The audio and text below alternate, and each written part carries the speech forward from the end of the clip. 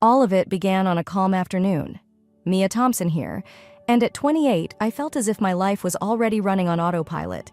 Working for a small marketing company, I managed accounts and handled daily routines, the same clients and the same reports. Most of my days were spent fixated on a screen, working through issues that, in the big picture, hardly mattered all that much. I lived alone in a small flat in the city. It was not a horrible existence, but it was nothing unique either. Companions? I had a few, although we were not precisely close. My social circle now resembled an acquaintance network more than anything else, nobody I confided in or felt really close to me. I recall clearly that Thursday afternoon was when everything changed. I had grown so used to being alone that it felt natural. Usually my haunt, I was seated in a coffee shop. The location offered the ideal balance of silence and vitality, the kind of environment that let me concentrate but nevertheless occasionally caused diversion. Before me was a cappuccino with steam rising from the frothy top. My laptop was open with a spreadsheet I was furiously attempting to understand. The figures didn't match up, but I persisted, too stubborn to acknowledge loss. Then he entered under the name Lucas. Later on, I discovered he was 33, a few years my senior, but at that time I had no idea who he was. All I knew was that everything else vanished from view as he passed through the door. I have no idea exactly what it was about him. Though he was not very beautiful, his manner exuded a compelling quality.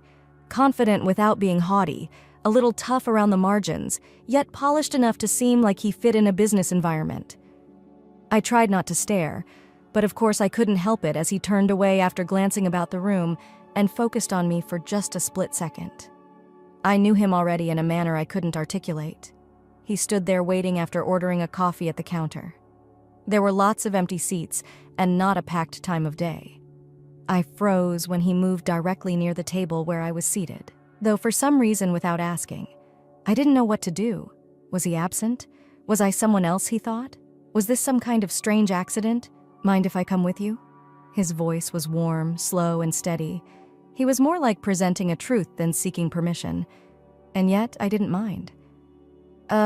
Sure, I said, not sure why I wasn't protesting. Lucas grinned and slanted back in his chair with his coffee cup between his palms. He seemed not hurried and not to have any place else to be. He seemed to have all the time on earth. He peered at my laptop screen. Work stuff? He questioned, pointing to the figures I still found difficult. I nodded, a little self-consciously. Actually, I'm merely trying to understand these spreadsheets. It's something of a mess. I'm good with numbers, he added, as if it were the most laid-back thing in the world. Mind if I look at this? I stopped. Usually I would have turned down the offer, especially from a total stranger, but something about his presence caused me second thoughts. Sure, I answered, gently pulling the laptop a bit closer to him. He exuded a serene confidence that was curiously comforting. I'm just trying to find out why these estimates contradict one another.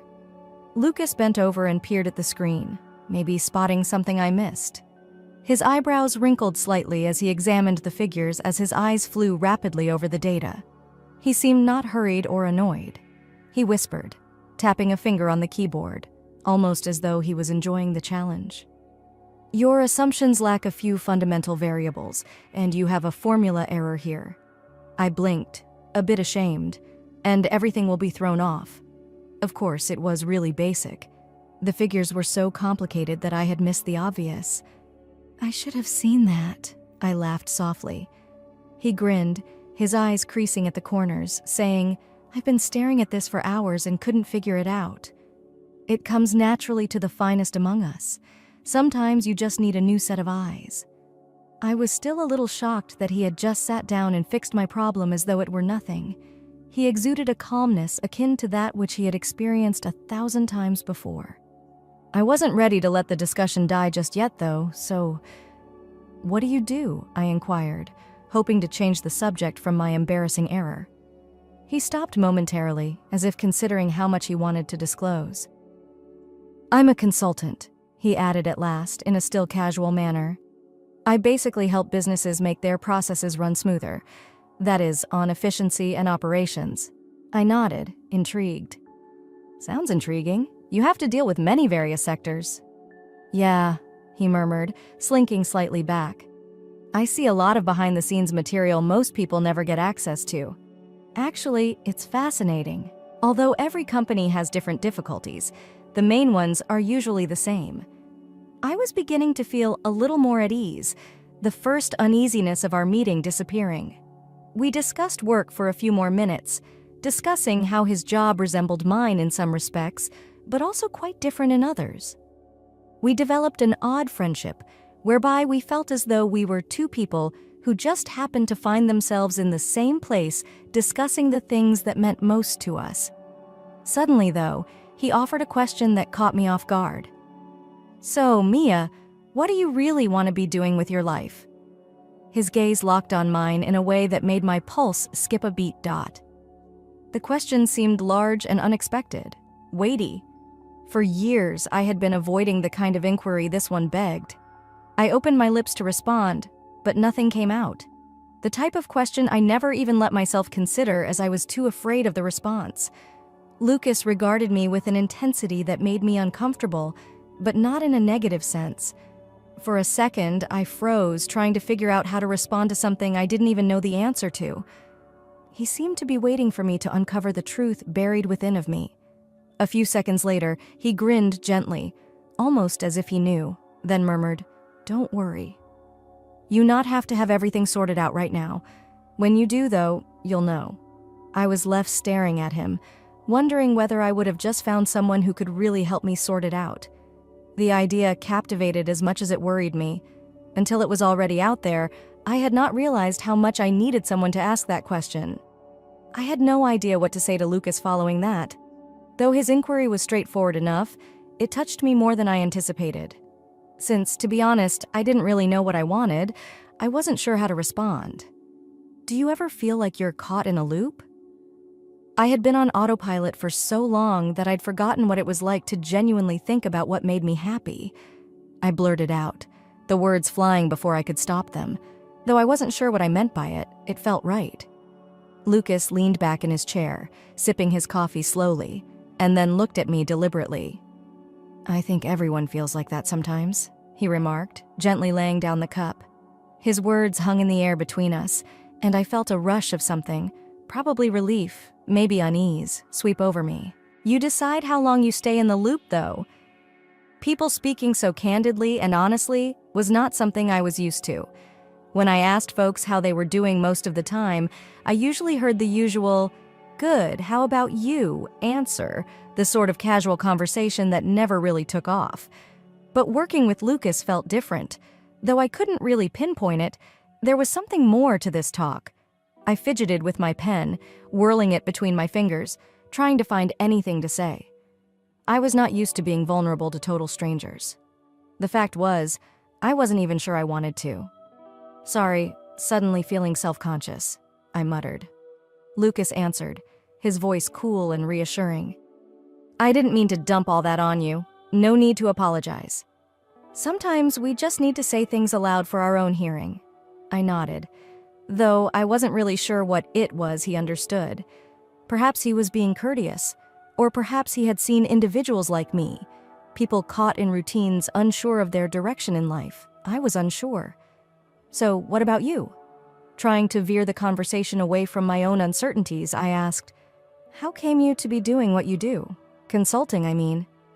Lucas nodded slightly, as though he was considering how to explain it. "It wasn't something I planned," he said after a beat. "Like many others, I began my career in business.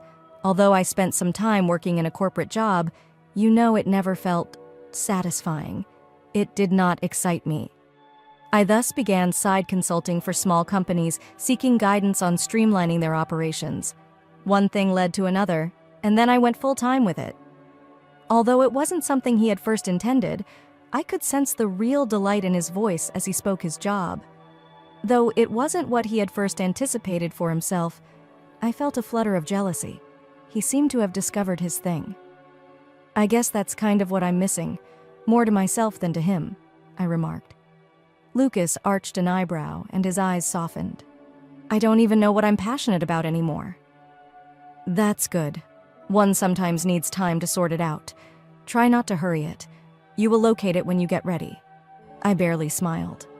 Though that wasn't quite the advice I was expecting, it was better than the typical platitudes I'd come across over the years. "I hope you're right," I responded softly.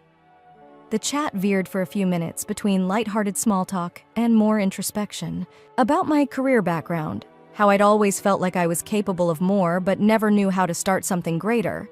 I found myself disclosing things I hadn't meant to. He did not try to address my difficulties or give unwanted advice or interrupt. Before I knew it, an hour had gone by. He simply listened. It was something I hadn't realized I needed until that very moment.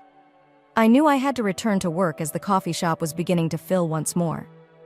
I looked at my watch, then back at Lucas, who appeared to be not rushing to leave.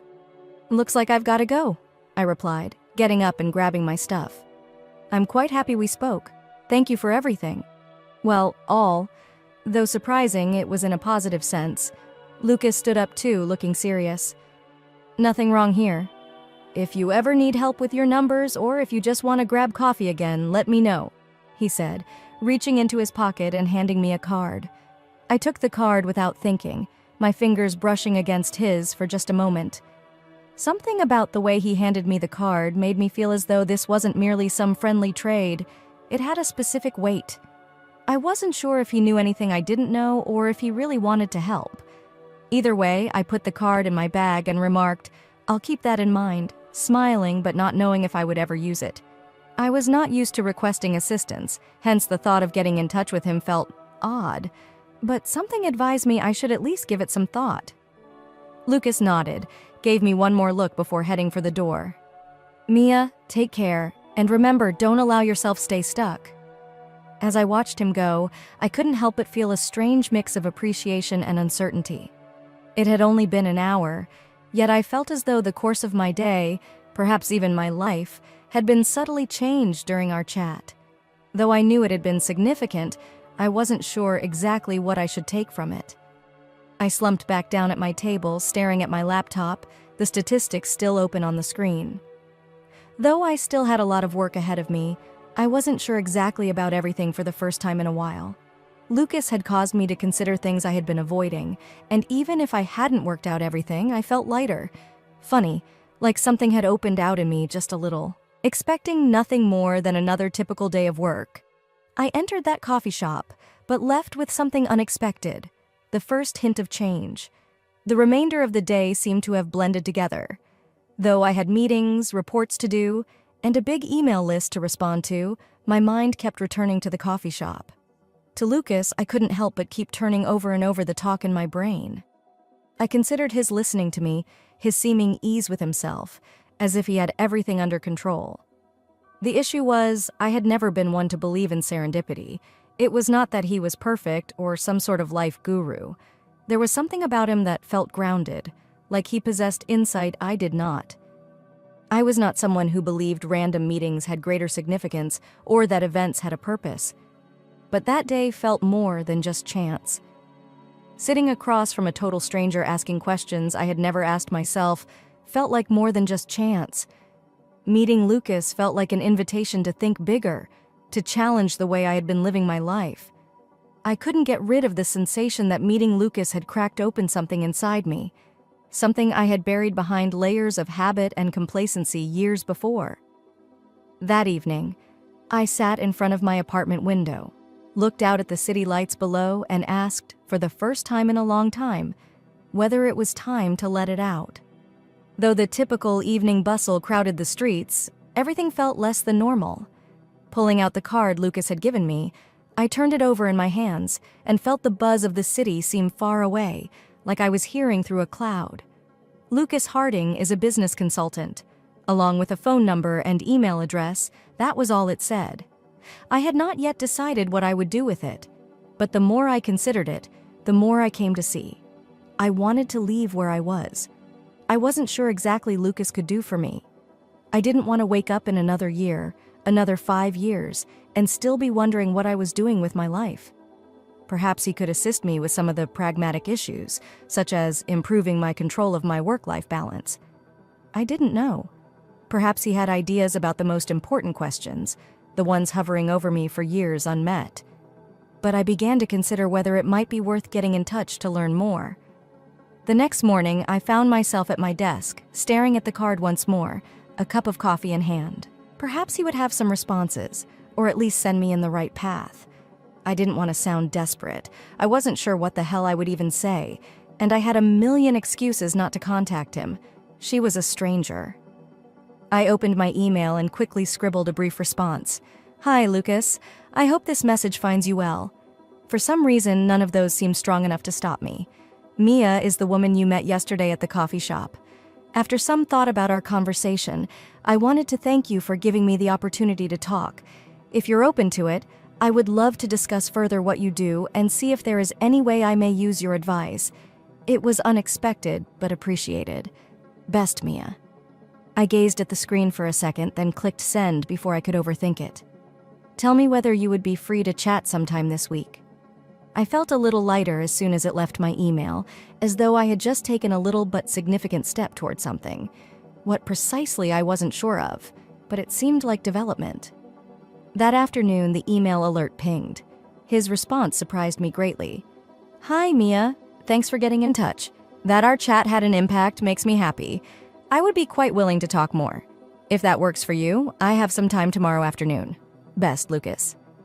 I read the message 3 times, then looked into my calendar to see if it would match your schedule.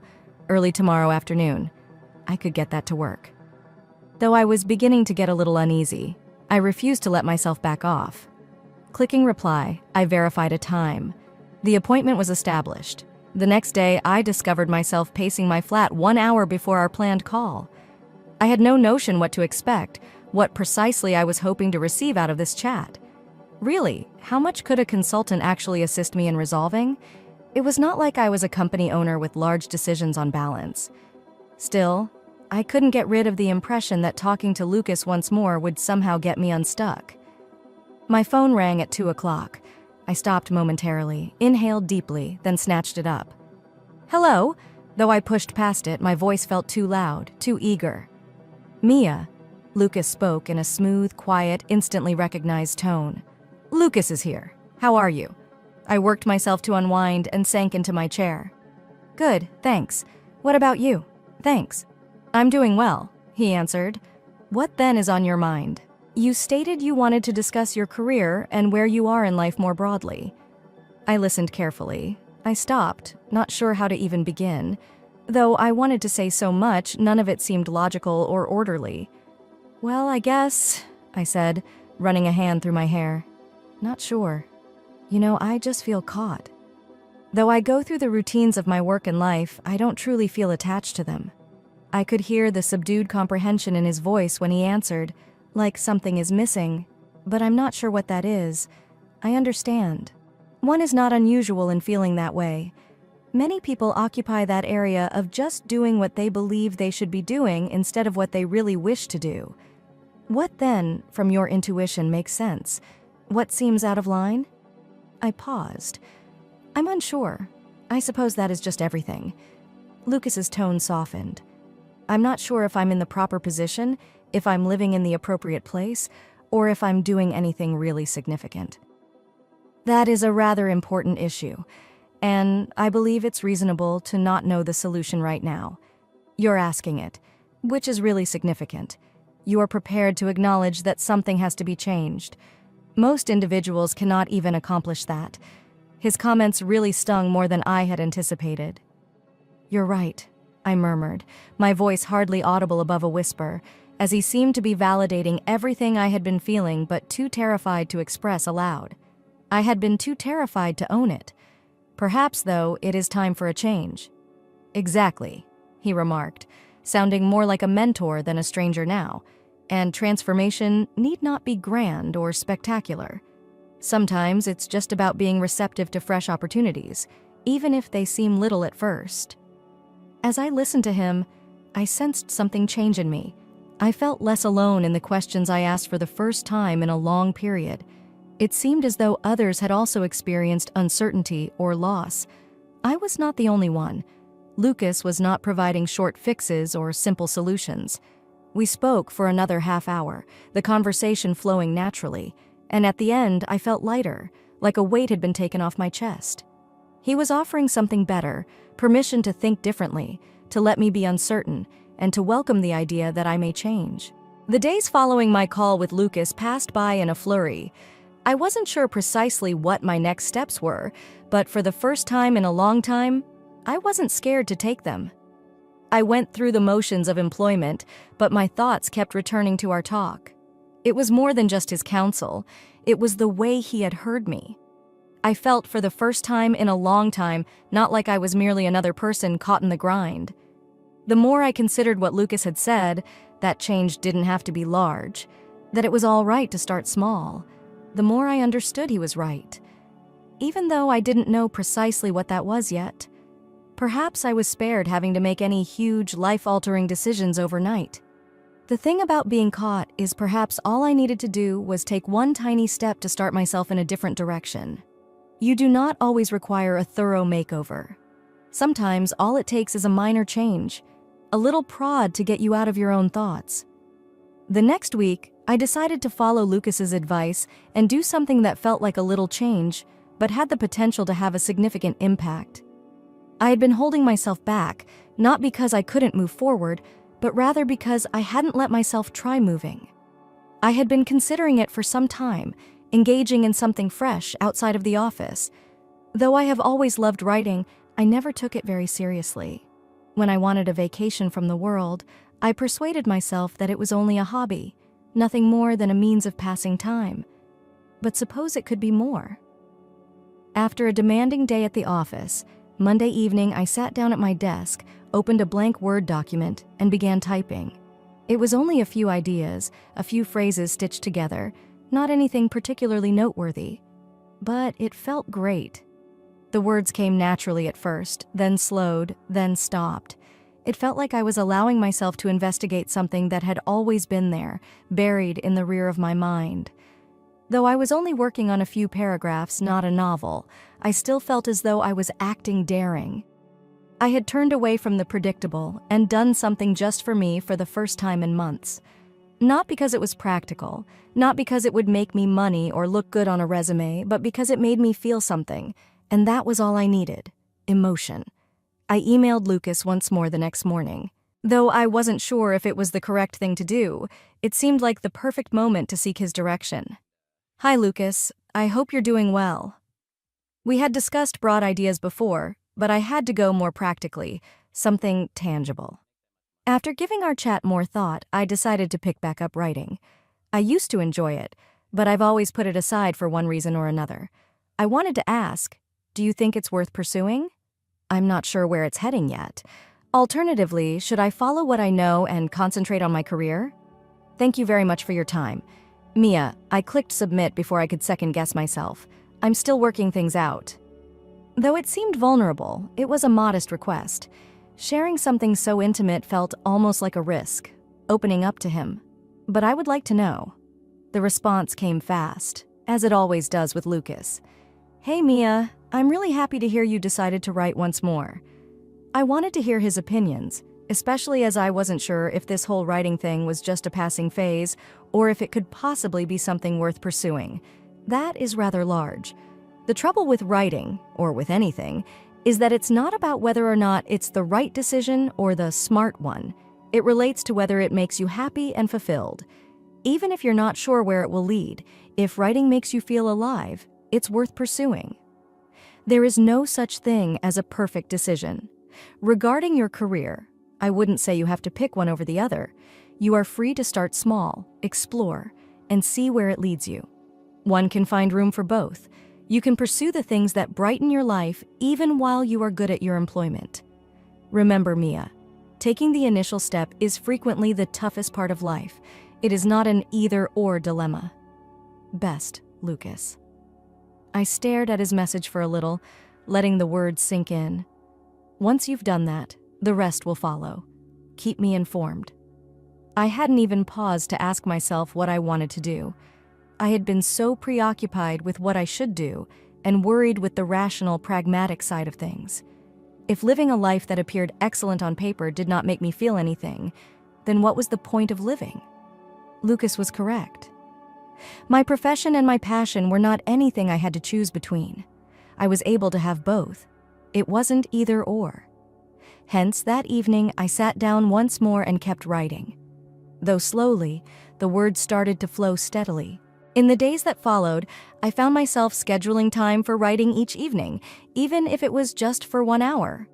Some were untidy, some incomplete, but every phrase seemed like a step in the right direction. Though I wasn't trying to pursue a profession from it yet, I was allowing myself to investigate it in a manner I hadn't given myself in years, and that, in and of itself, seemed like development. It was not easy, and it did not always feel like flawless sailing. There were times when I questioned myself and wondered if I was squandering time or acting stupidly. But I reminded myself of what Lucas had said, that the toughest part is starting every time those questions surfaced. And I had done that. I was still working things out and not sure where all this would lead. But I was not terrified of not knowing all the answers for the first time in a very long time. I was ready for the ambiguity.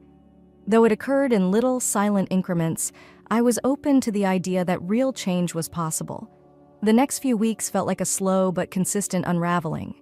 I was learning how to let go of the strain I had put on myself to have things all out, how to trust myself once more. I had always been the kind of person who yearned for a straight road, for precise knowledge of my direction and means of arrival. But as I wrote more and gave more thought to what I really desired, I came to see that the road did not have to be so straightforward. Writing was starting to occupy more of my life, not only in a let's try this out for a few weeks kind of manner. There was beauty in the uncertainty, in the effort of discovering what could be instead of just focusing on what should be. Every evening after work and occasionally on weekends when I could escape the regular responsibilities, I was beginning to schedule time for it. Though I was not intending to publish anything or write a novel, I was letting the words flow. It tasted fantastic, like my mind had room to breathe again, to stretch beyond the boundaries of spreadsheets and email threads. I started writing about everything. My childhood memories, observations about the people I saw in the city, events that stayed with me, little ideas never found expression before. Though some of it was introspective and some personal, all of it felt authentic. Approval was not needed, nor was there pressure to wow anyone. It was only the page and me. That was plenty. However, I had to acknowledge to myself I was still holding back even though I was enjoying writing. Not yet.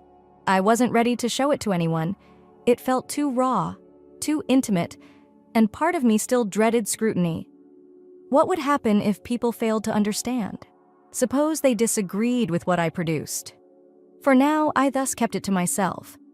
One evening, a few weeks after our last email, I got another from Lucas.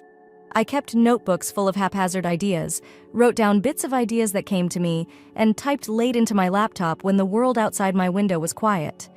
Though I could tell he was checking in, something I valued more than I let on, it was casual. "Hi, Mia. Just wanted to see how you were doing with the writing. Are you still allowing time for it, and how is life, work, and all that other stuff? Best, Lucas." I grinned when I received the post. Hope all is moving in your favor. Lucas's check-ins had a certain soft push quality that reminded me that I wasn't alone on my self-discovery trip. He was not motivating me to be anything I lacked. He was not demanding reports or pushing me to produce something significant from my work. "Hey, Lucas, thanks for checking in." I sat down to respond, and for the first time, felt like I had something substantial to say. He simply wanted to know whether I was still making room for the things that meant something to me. Indeed, I am still in development. I'm writing more than I have in years, really. Though I'm still sorting things out, it seems right even though it's slow. I'm learning to release the need to make things flawless or anything at all. Just let it be what it is. Employment is good. The same old, the same old.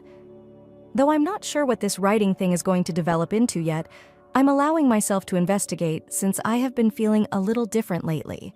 Like I'm genuinely creating room for the things I care about, not just the ones I should care about. Definitely keep you informed. Hope all is good with you too. Best, Mia.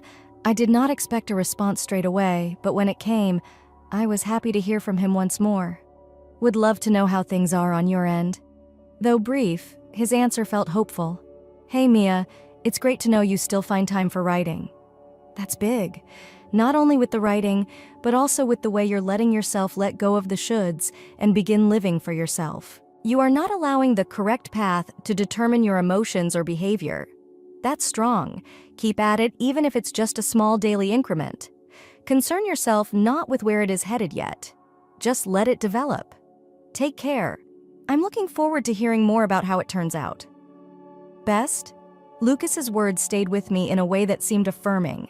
He was not pressing me to make any significant jumps or guiding me in what to do.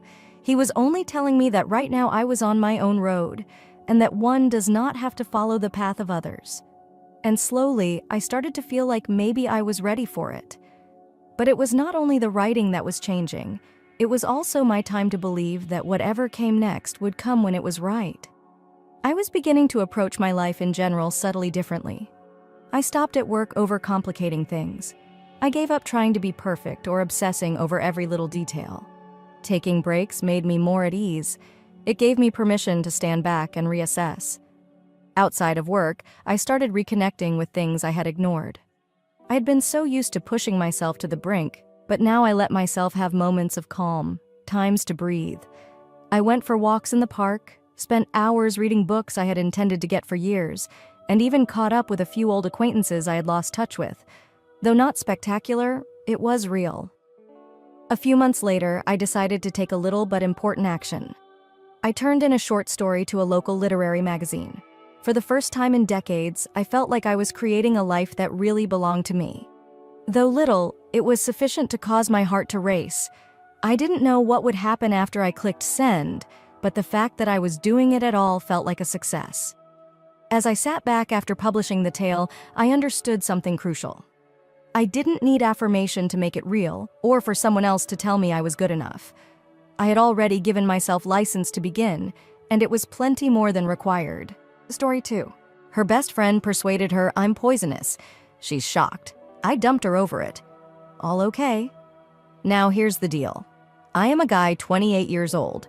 Started seeing this incredible 26-year-old girl, Sarah. We have been together for somewhat more than a year, and most of the time things are excellent. I find her quite interesting. She is clever and witty. All great, fantastic material. One item, though, has been a continual irritant in my side. Jake, her pal, is the finest. Now, let me clarify things clearly. I am not the kind of inquirer who is jealous. At least I make an effort not to be giving people their space, trusting them and all that. Those have always been values I have held. Nevertheless, with Jake, man, that has been difficult. Currently 27, Jake has been Sarah's ride or die since college. From the first, I knew they were close, and initially, I paid little attention to it. Right, everyone has a best friend, not a major concern. But as time passed, I began to observe things like, they're not simply near, they truly are really near. And the type of close where it starts to seem like I'm following along in their relationship rather than being in one with Sarah. Ever find yourself the third wheel? That's me consistently. Allow me to paint you a picture. Tuesday night is odd. Sarah and I have plans to relax. We might watch a movie, maybe order some dinner, just chill out with each other. But no one. When Jake phones, she is immediately thrilled about going out to supper with him. And exactly like that, my intentions vanished. Not even a heck. Would you be interested in joining us? It is as though I do not exist. And the fact is, this is not a one-time occurrence. This occurs frequently. They have these frequent get-togethers, dinners, movie evenings, late-night drives, the kind of activities couples often engage in. And each time I bring it up, she simply responds, "Oh, that's just Jake. You know us as we are." Like, definitely, I do know. And that is rather the issue. One evening, I recall really clearly, we were going to enjoy this laid-back evening alone, the two of us. Nonetheless, guess what? Jake resurfaces. His day was awful. Sarah feels so compelled to dash over and console him. And I find myself sitting there wondering, what about us? Of course, Jake comes first, though. The worst of all is also that it's embarrassing as hell when I do tag along. Like they have a small universe of inside jokes and shared memories. And I'm there simply keeping up. You know the sensation when everyone is laughing at something. You, however, have no idea what's so humorous. Right. That is me each time I am with them. I quote, am stuck translating since they seem to be speaking their own tongue. I tried first to be cool about it. I reminded myself that they have been buddies for years. It's not a huge deal. You are acting paranoid. Then, though, I began to notice minor details that bothered me, like his constant texting of her. Speaking morning and noon night is me. Her phone beeping with texts from him even now we are together. And it's not only casual material either. He answers her darling and sweetheart. Who does that for? On a date once, her phone started flashing texts from Jake while we were out. She laughed when I asked her about it, saying, "That's simply how we talk. It has no bearing at all. Still, it felt strange. In fact, I am her boyfriend. Those pet names should belong only to me, right?" Then there are FaceTime late-night sessions. She was whispering and giggling on the phone with him when I woke up in the middle of the night. She stated Jake was going through something and needed to chat when I asked her about it the next morning. All right, I understood. Still, why does he constantly require her? Why can't he chat with one of his other pals? Deal with his stuff like an adult man, not sure exactly how. I understand some of you could be thinking, buddy, just relax. They are merely buddies. And believe me, I have tried. It is difficult, though, when you feel as though you are always running second to someone else. Really, isn't a relationship meant to involve two people rather than three? The amount I have bent over backwards to be understanding genuinely bothers me. I have pushed down my fears, buried my pride, and aimed to be the greater person. But a guy can only take so much before he begins to feel as though he is merely a background actor in someone else's life. Not like I am requesting here. I'm not advocating she should totally shut Jake off from her life. I understand it. They have background. Would it, however, damage her to establish certain limitations? Perhaps not giving him constant top priority over me. Perhaps not choosing pet names that convey a sense of more than simply friendship. Is that absolutely too much to ask? To be honest, I'm at my wit's end.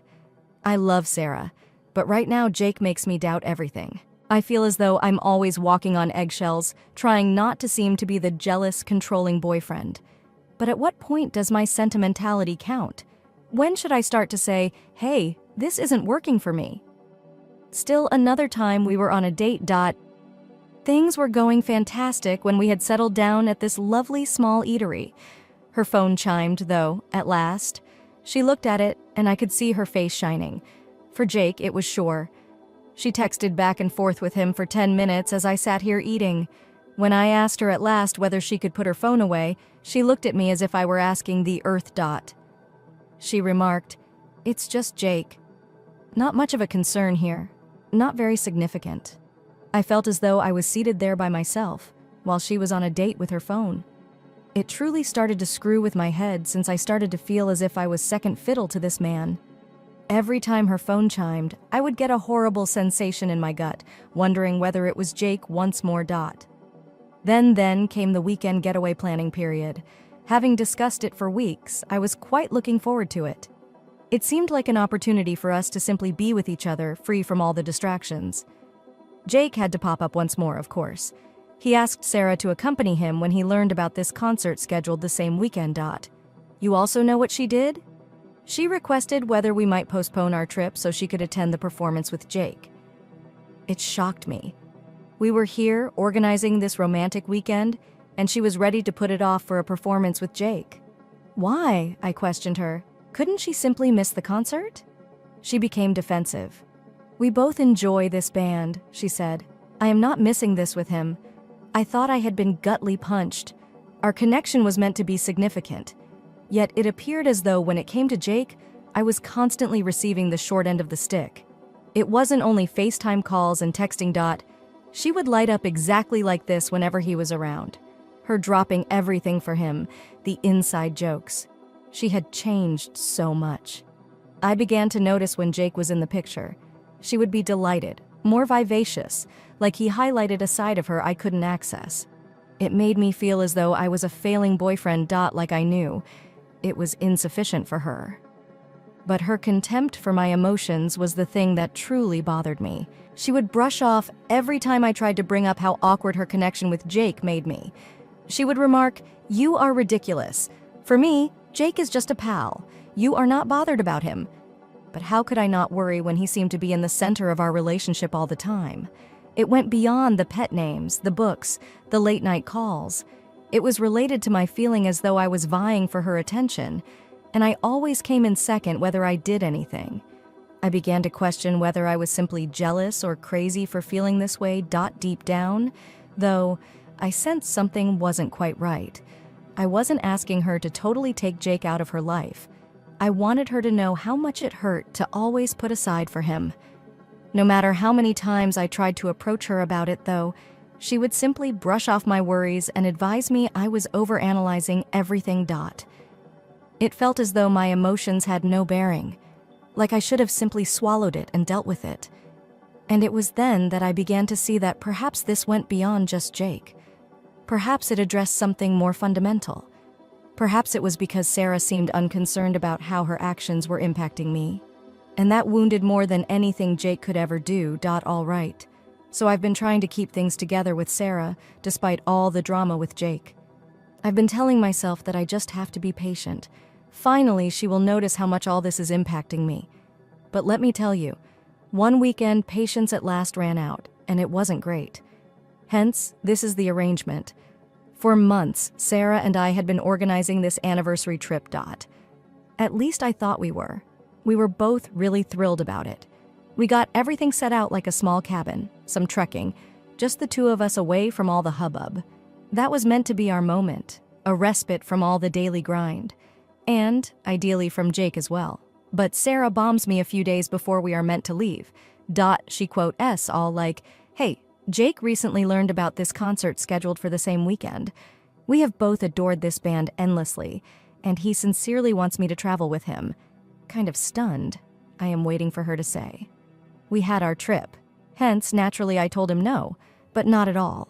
Rather, she leaves. Do you think we could postpone our trip so I could go?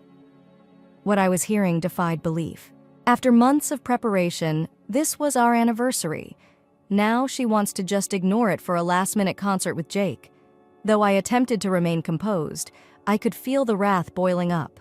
Why, I questioned her, cannot Jake simply go by himself or with someone else? Why has it got to be you? She looked at me as though I was being illogical. She said, "You don't get it. To us, this band is quite meaningful. It's like a once-in-a-lifetime event. I can't miss it." And then it dawned on me where I truly fit in this relationship. Jake was always going to come first. Like everywhere else. Sarah, I told her straightforwardly, "This isn't good. You want me to move aside once more for Jake? I am tired of always vying with him for your time and attention." She dismissed it, though, stating I was exaggerating and that it wasn't a major concern.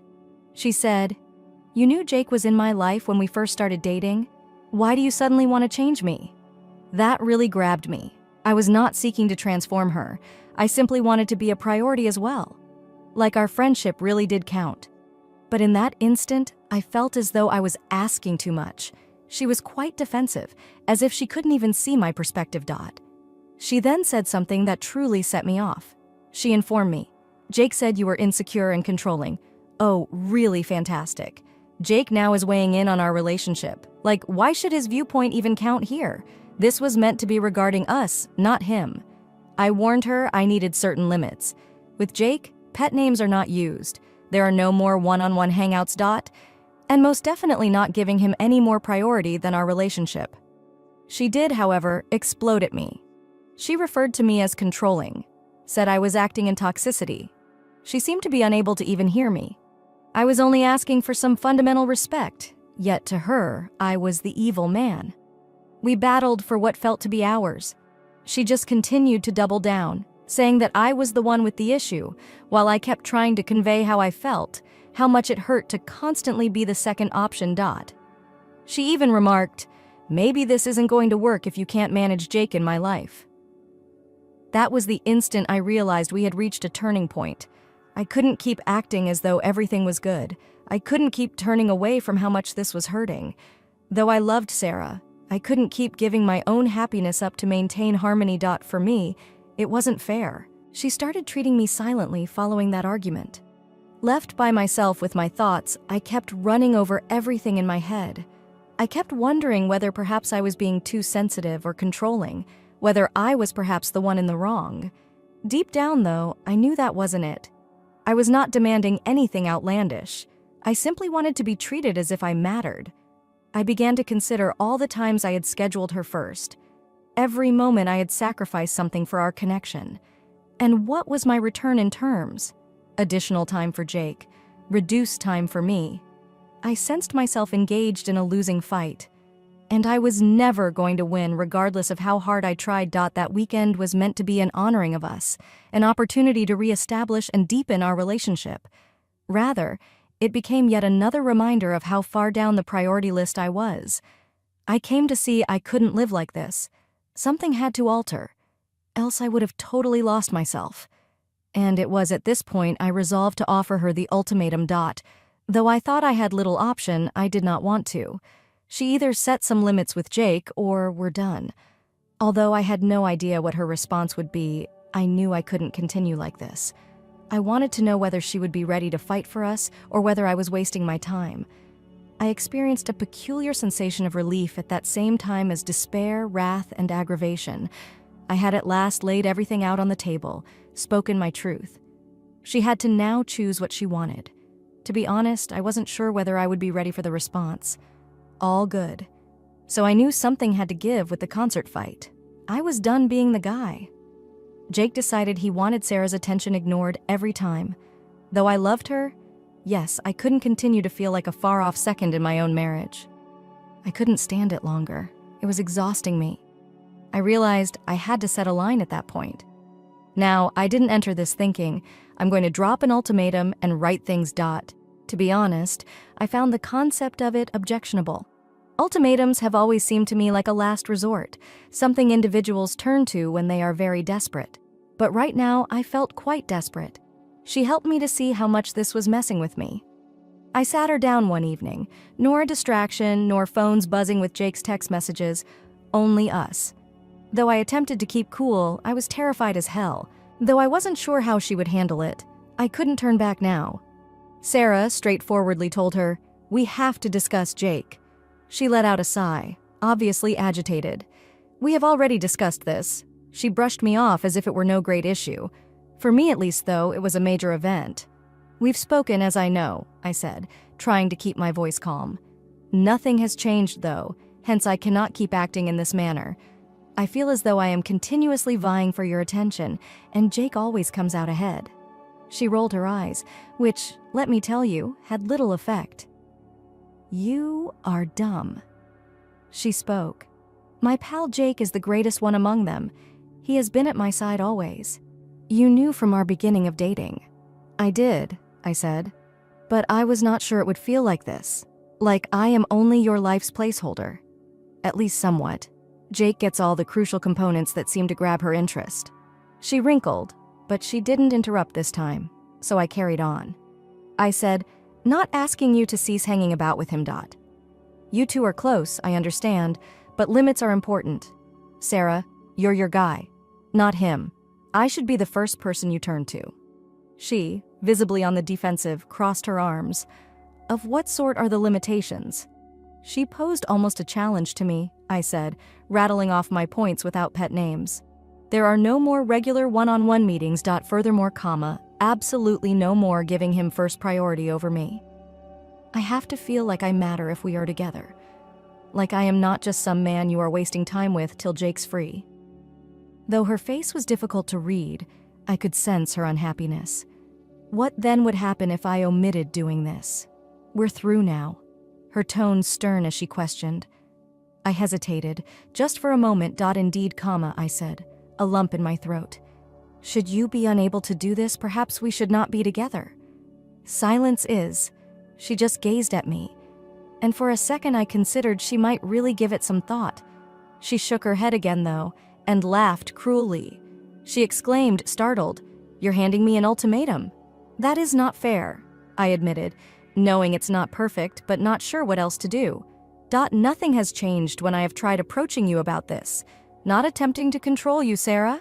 Not some additional in your life. I just want to be your partner." She said nothing for a while, and the quiet was terrible. It was suffocating. I could feel everything weighing in the air. She finally spoke. "You are asking me to be someone else," she said softly. "No," I answered, shaking my head. "See how this is impacting me, please. I want you to meet me midway." She glanced down at her hands, and for a second I considered she might really give it some thought. She groaned again, though, and continued, "Jake believes you're being controlling." That slammed me like a slap in the face, Jake muses. Really, why is his viewpoint so important? This has nothing to do with him. It pertains to us. For that, she had no response. And once more, the quiet persisted. Though I could feel resentment and rage rising within me, I pushed myself to remain cool. Losing it would not help. "I want not to be the terrible man here," I remarked gently. "I just want to be with you without thinking of myself vying for your attention." Sarah raised her head, and for the first time I noticed something change in her eyes. Perhaps guilt had something to do with it. Perhaps it was a flash of insight. She said nothing more, so I'm not sure. She only nodded slowly, as though she were digesting everything. She replied at last, her voice almost audible above a whisper. "And I should consider this." I said, standing up, "Take all the time you need." "But Sarah, no, I'm serious here. I cannot keep on like this." I then left her seated there in silence, walking out. Though I felt I had done everything I could, I had no idea what was next. It now fell to her and whatever. She said I had to get ready for it. After delivering that ultimatum to Sarah, I wasn't particularly sure what to anticipate. Part of me assumed she would simply turn away, perhaps even sprint directly to Jake. I'd gotten ready for the worst. What next transpired, though? To be honest, I hardly saw it approaching. Saturday night was here. A few days following our heated argument, I was sitting at home mentally preparing for whatever was to come down. Though I wasn't expecting her to show up at my door, she was there, gripping her phone like it were some sort of lifeline, and looked terrified. "Can we chat?" Her voice was quieter than normal when she inquired. I moved aside so she could enter. My chest thumping with heart. Though I had no idea what this would be, or whether there would be another conflict, I knew we couldn't just let things hang as they were. Fidgety with her hands, she settled on the couch. "I have given your comments much thought." She began, not quite staring at Jake, at us. I said nothing and waited for her to carry on. Though I wasn't ready to let her off the hook either, I didn't want to prod her. She had to meet this squarely. "I called off the concert," she said, at last glancing up at me. "I told Jake I couldn't travel. That knocked me off. She didn't seem to be canceling exactly." "What then?" I asked, trying not to come off as overly hopeful. She drew in a long breath. "Since I came to see you were right. It seems unfair since I have been placing Jake in front of you. I had not seen it before, but today I understand it." She carried on even though I could see she was having trouble with the words, that acknowledging this was physically terrible. She said, "I have been selfish. My friendship with Jake has consumed me so completely that I never stopped to consider how it was influencing you, and I apologize." Hearing her say it felt like a weight lifted off my chest. I couldn't help but question if it was too little, too late at the same time, though. "Why then?" I sought. "Why did it take an ultimatum for you to see this?" She hesitated, then said, fearing something, "Though I didn't want to lose Jake, I also wanted you. Though I was mistaken, I assumed I could have both without any difficulties." Her integrity really got to me. She seemed to be sincere, and that wasn't easy for her. But a few heartfelt remarks made me not ready to simply toss everything under the carpet. "Thanks for the apologies," I answered gently. "But this goes beyond the concert. That covers everything. The books, the pet names, the late-night calls. Sarah, it has been building for a very long time." She gestured, tears welling up in her eyes. She mumbled, "I know. I also want you not to be hurt anymore. I wish to correct this. I seek improvement. One had to absorb a lot. She seems to be truly trying. You cannot, however, re-establish trust overnight. It will call for more than mere words. I told her I have to see changes. I have to believe that I am your first concern in life." She answered, brushing away a tear, "I know. And I am prepared to show you. This weekend I want to spend it with you. Simply us, no diversions. Not yes, Jake. I wish to correct things. I ran, not sure what to say. Part of me was still wary, not eager to raise expectations. Another side of me, though, yearned to hope we might turn things around, just maybe. "All right," I muttered at last. "Let's monitor things, Dot."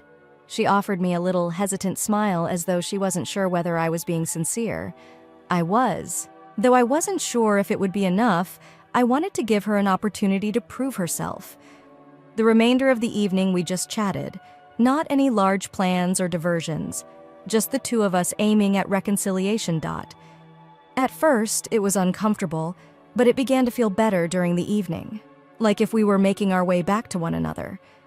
She told me things I never knew before about her bond with Jake and how he had been there for her through some trying circumstances, how their relationship developed via common challenges. It clarified why she valued him so highly, even if it did not entirely absolve her deeds. I also offered my side view on constantly putting someone else second and on being sidelined. I told her how much it stung to feel inadequate, like I was simply a side issue in her life. I felt lighter but also emotionally spent by the time we turned in for sleep. It was a beginning, not as though everything was magically corrected. Dot. At last, we were having the kind of long-needed conversations we should have had years ago. She served us breakfast the following morning, and we spent the day simply hanging about. Not so sure, Jake. Not interrupting, only us. It felt amazing, but I knew fixing what was broken would take more than one nice weekend. Still, I sensed hope. For the first time in a long time, if we both work at it, maybe we could make it. I knew, though, I also had to be careful. I couldn't let the moment capture me and ignore all the anguish that had gotten us here. The day passed on, and I started pondering about the future. Are we indeed past this? Was this only a Band-Aid solution for a more severe issue, or would she be able to establish the limits I required? Though I did not have all the answers, for now I was ready to approach things one step at a time. Though still much to go, at least we were at last in agreement. And that, for me, represented a positive direction. Following our heated discussion, Sarah and I resolved to spend the weekend together, emphasizing us and working to mend what had been fraying. Though I was still on edge and doubtful if anything could really heal the wounds, I was ready to try. Friday night started out really straightforward. Dinner, a movie, and an attempt to simply be there with each other. In my kitchen, we were making a simple pasta dish without much work involved. It felt good, like we were in the early days when everything was simple and light. For a little period, it felt like we were headed in the correct direction, as we were laughing and chatting about unrelated events. Midway through the dinner, though, Sarah dropped her fork and looked at me. The kind of glance indicating a major change is approaching. "I have to tell you something," she said. Her voice is below normal. My heart missed a beat. Thinking she was ready to drop another bomb about Jake, I braced myself. Perhaps something else completely as well. As I watched her go, the air seemed weighty. She murmured at last, barely above a whisper, "I am pregnant." I stopped. My head flew to catch up. "You're expecting?" She gestured. Her eyes started to fill with tears already. "A few days ago, I just learned about it. I wasn't sure how to let you know. I have treasured being afraid." I first felt just in shock. Still pregnant. This was not anything we had discussed, least of all severely. But a tsunami of feeling swept over me as the words sank in. Surely, surprise. But also an odd mix of dread and delight. Rising, I moved over to her and gave her a hug. "That's right. Still hard to digest. Wow," I exclaimed. "That is rather remarkable." She stayed close to me, and for a time everything felt fine. This was really significant, even life-changing. But it also felt like it might mark the beginning of something positive, something that might draw us closer. Talking about what this meant for us occupied the rest of the evening. Hands entwined, we sat on the couch talking about everything from baby names to how we would handle the practical stuff, money, space, and telling our relatives. Sarah appeared really content, and I began to think maybe this was precisely what we needed going forward. But when the first shock and exhilaration started to fade, a nagging idea crept into my head and stayed with me, unable to shake. I tried so hard, but the following morning we went for a walk. One of those neat, cold mornings that gave everything a bit more vitality. We discussed the baby more specifically, though that nagging idea persisted in the background of my thoughts, what the future might hold. I noticed something strange when we returned to my house, usually humming every few minutes with text from Jake. Sarah's phone was absolutely silent, not one call or one message.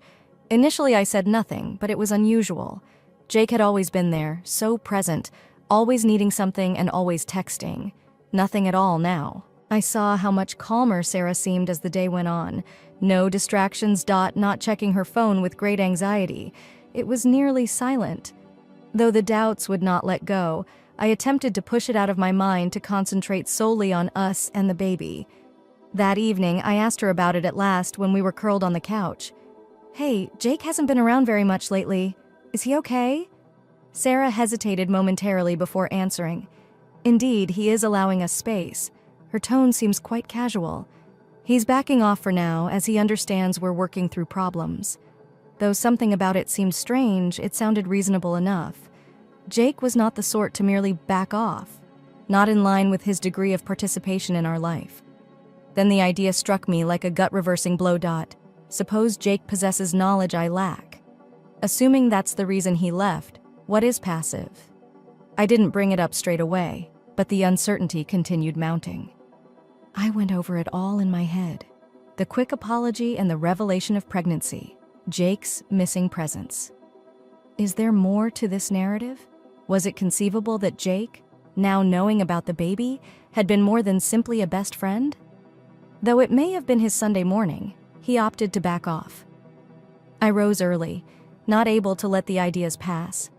Lying there, I gazed at the ceiling and tried to sort through everything. Sarah was still asleep next to me, seeming calm and ignorant of the storm building inside my thoughts. As I rose and brewed coffee, I kept going over the mental chronology. Sarah was spending a lot of time with Jake, and if she had just discovered she was pregnant, it meant the baby was conceived at least a couple of months ago, about the same time things between us had been most difficult. The bits began to come together, not in a nice way. I couldn't ask her straightforwardly myself. Not quite yet. Still, the questions were biting at me.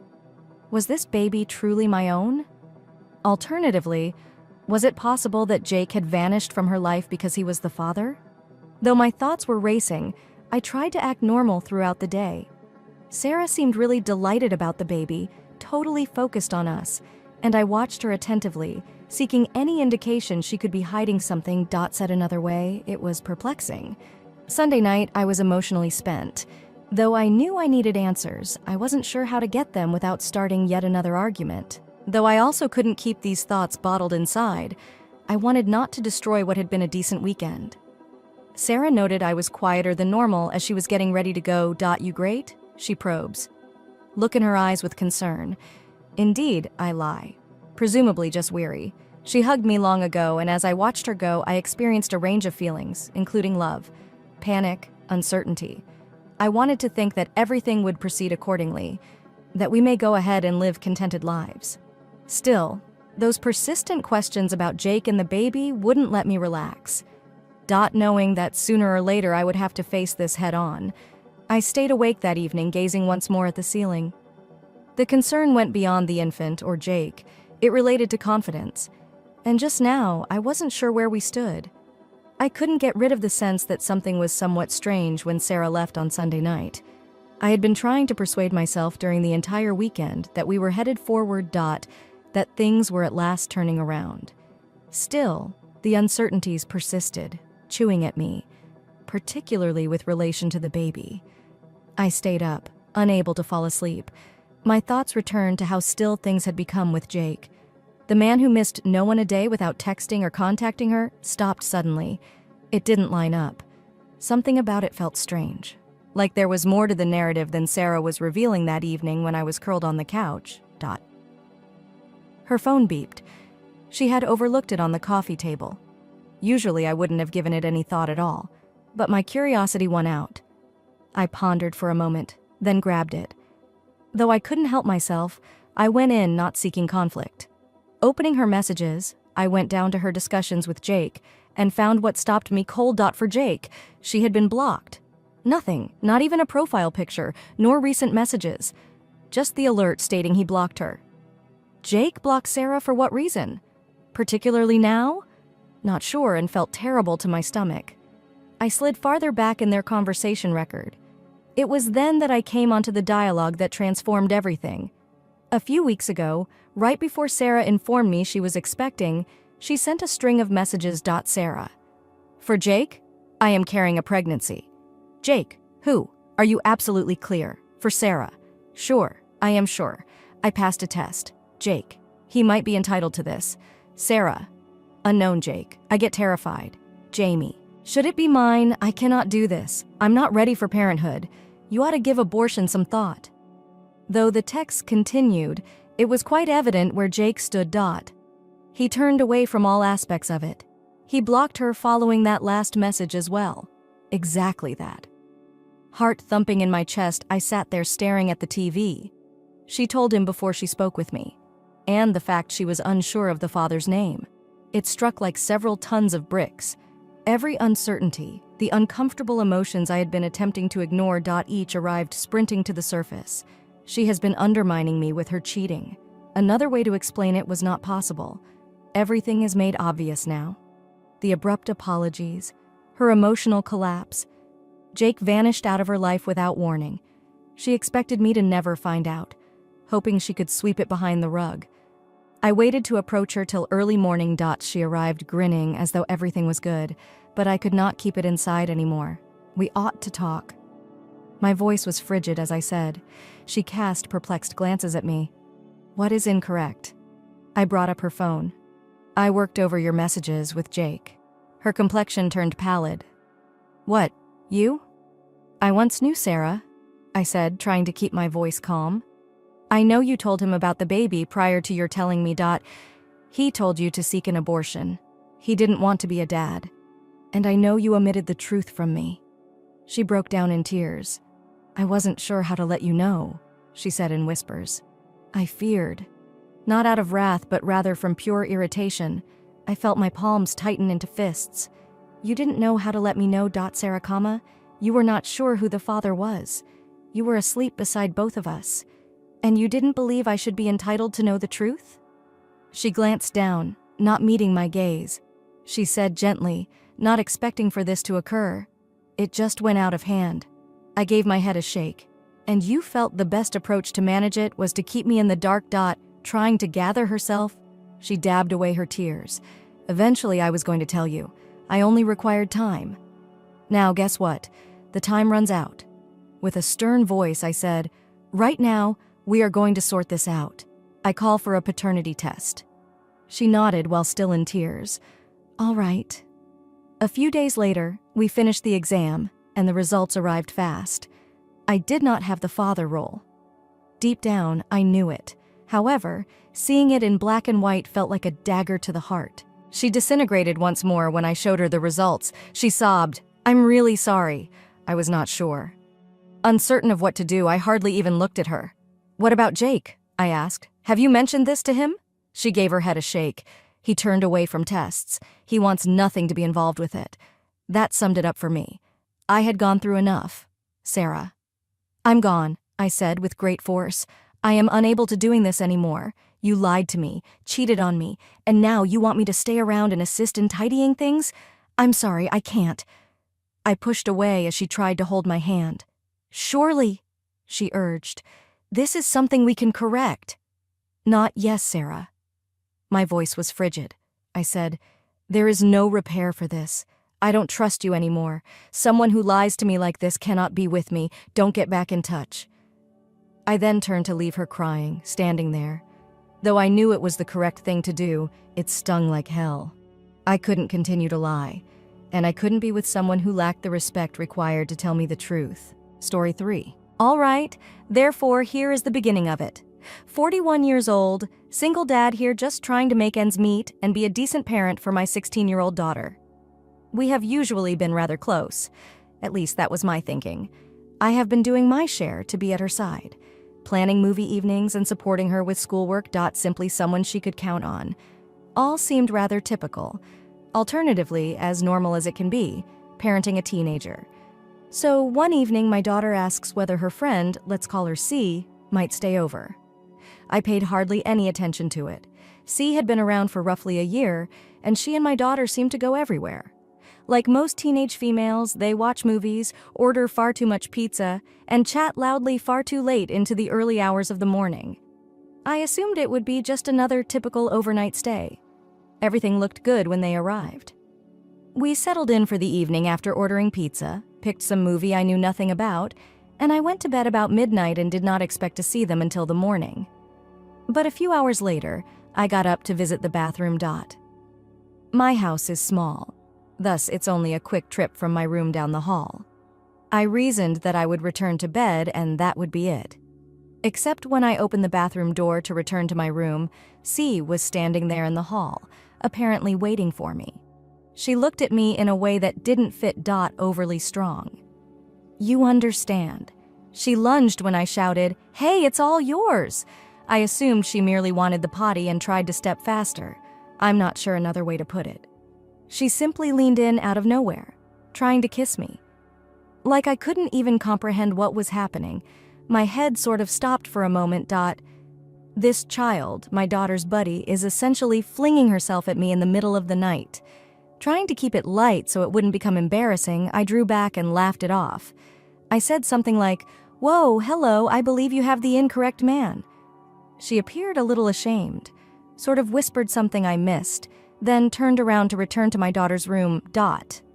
For a moment, I stood there trying to make sense of what had just happened, but at last I dismissed it. She seemed to me to be a little child acting impulsively and embarrassingly, and it meant nothing. I wrote it off as teenage insanity and headed back to bed, believing that marked the end of it. A few days passed without considering it once more. Suddenly then, I get a call from the cops. They said they wanted me to visit for questions. Now, first I considered perhaps some kind of error had occurred, like they had the incorrect man. Perhaps it was about something else totally. But I knew it was horrible as soon as I arrived down there, said, all in the look on the detective's face. He begins to relate to me that C had accused me of violating her. My entire universe felt to be whirling around. I recall simply sitting there staring at him without really understanding what I was listening to. I kept thinking this had to be a joke or some misinterpretation. I tried telling her what really happened, that there was nothing to it, that I turned her down, but they just continued staring at me with that same face, as though they were waiting for me to slip up, to confess something I had omitted. I ran over everything once more and again. I told them about the corridor, her attempt at a kiss, how I had laughed it off and headed to bed. Still, they persisted, demanding specifics, challenging every small detail I produced, as though they were searching for flaws. Though I knew I was innocent, they handled me as though I had already been found guilty. They then questioned me about her making something like this up. I came up short with an answer. How would I have known? That night, I had no idea what she was thinking or why she would twist something so innocent into something terrible. Though I tried my best to remain cool, I started to feel as though I was being imprisoned the more they questioned me. Like they were laying a case against me based just on her word. I staggered out of there in a total state when they at last let me go. I felt nauseous, as if my whole existence was collapsing and I had no way to stop it. The charge loomed over me, and I knew it would rip everything apart. Everything felt different when I returned home. I felt depleted, my head whirling a mile a minute, and I still found it hard to believe this was really happening. I reasoned perhaps my kid would see through it. No, it could not be accurate. She knew me then. But I came back empty when trying to get to her. Just silence for radios. One day or so later, I at last get a letter from her. Not in the manner I had hoped, though. She has blocked off my access, blocked me on social media, the whole 9 yards. And to further things, she posted simply one sentence stating something like, "Believe women." There was that. Nothing more. Just one sentence, exactly. How much that hurt is beyond me even now. Here I am rebuffing these ludicrous charges, and my own daughter has essentially written me off to the planet. Not that I gave up, though. My ex wouldn't let me in, so I texted her, tried calling, and tried showing up at her mother's house to see her. She is standing there like some sort of criminal blocking the door.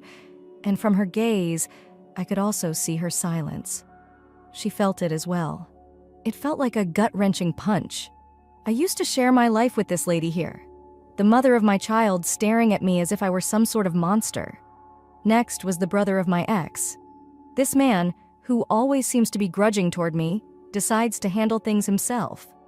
He suddenly appears, shoves me back from the door while yelling to get lost, calling me here, and when I attempted to be firm, tried to pretend I stayed until I saw my daughter. He timed me exactly in front of her. One decent jab, and I was on the floor, and all I could hear was him yelling to keep clear. I'm bleeding and embarrassed here outside my ex's house now. How do you suppose things became this disorganized? Just days before, I was this consistent dad who did everything for his child. Suddenly, it feels as if the entire planet turned upside down instantly. Nobody trusts the guy I am. Everyone else believes that this is a predator. I knew nothing at that moment about what to do. My kid disappeared. Her mother wanted nothing at all involving me, and even my friends started behaving strangely around me. This charge seems to stick to me exactly. No matter how untrue it was, not having my daughter added to the worst aspect. That was what sliced the deepest. She wanted no sight of me. Speak with me, list me here, nothing at all. And it was then that it struck me, she said. Now I was not her dad. I was merely this individual she wanted no involvement with. The cops persisted in calling me in again and asking the same questions, like they were waiting for me to slip up, dragging out the days. Every time I spoke with them, it was straightforward. Still, every time I left there, I felt as though I had lost a bit of myself. It was also agonizing me every time I returned to an empty house, knowing my kid considered me as some sort of monster. I slept only slightly. When I did, I would wake up in a cold sweat, considering all the things people would be saying behind my back, wondering if my daughter would share this around, how I would have ever lived this down. Never in my life have I felt so alone. Every bit of me wanted to go to her and help her to comprehend. I kept telling myself that perhaps I could convince her to see reason if only I could just speak to her. Every time I attempted, though, I would recall that look on her face when she blocked me. That outward display of complete contempt, like I was not the man raising her now.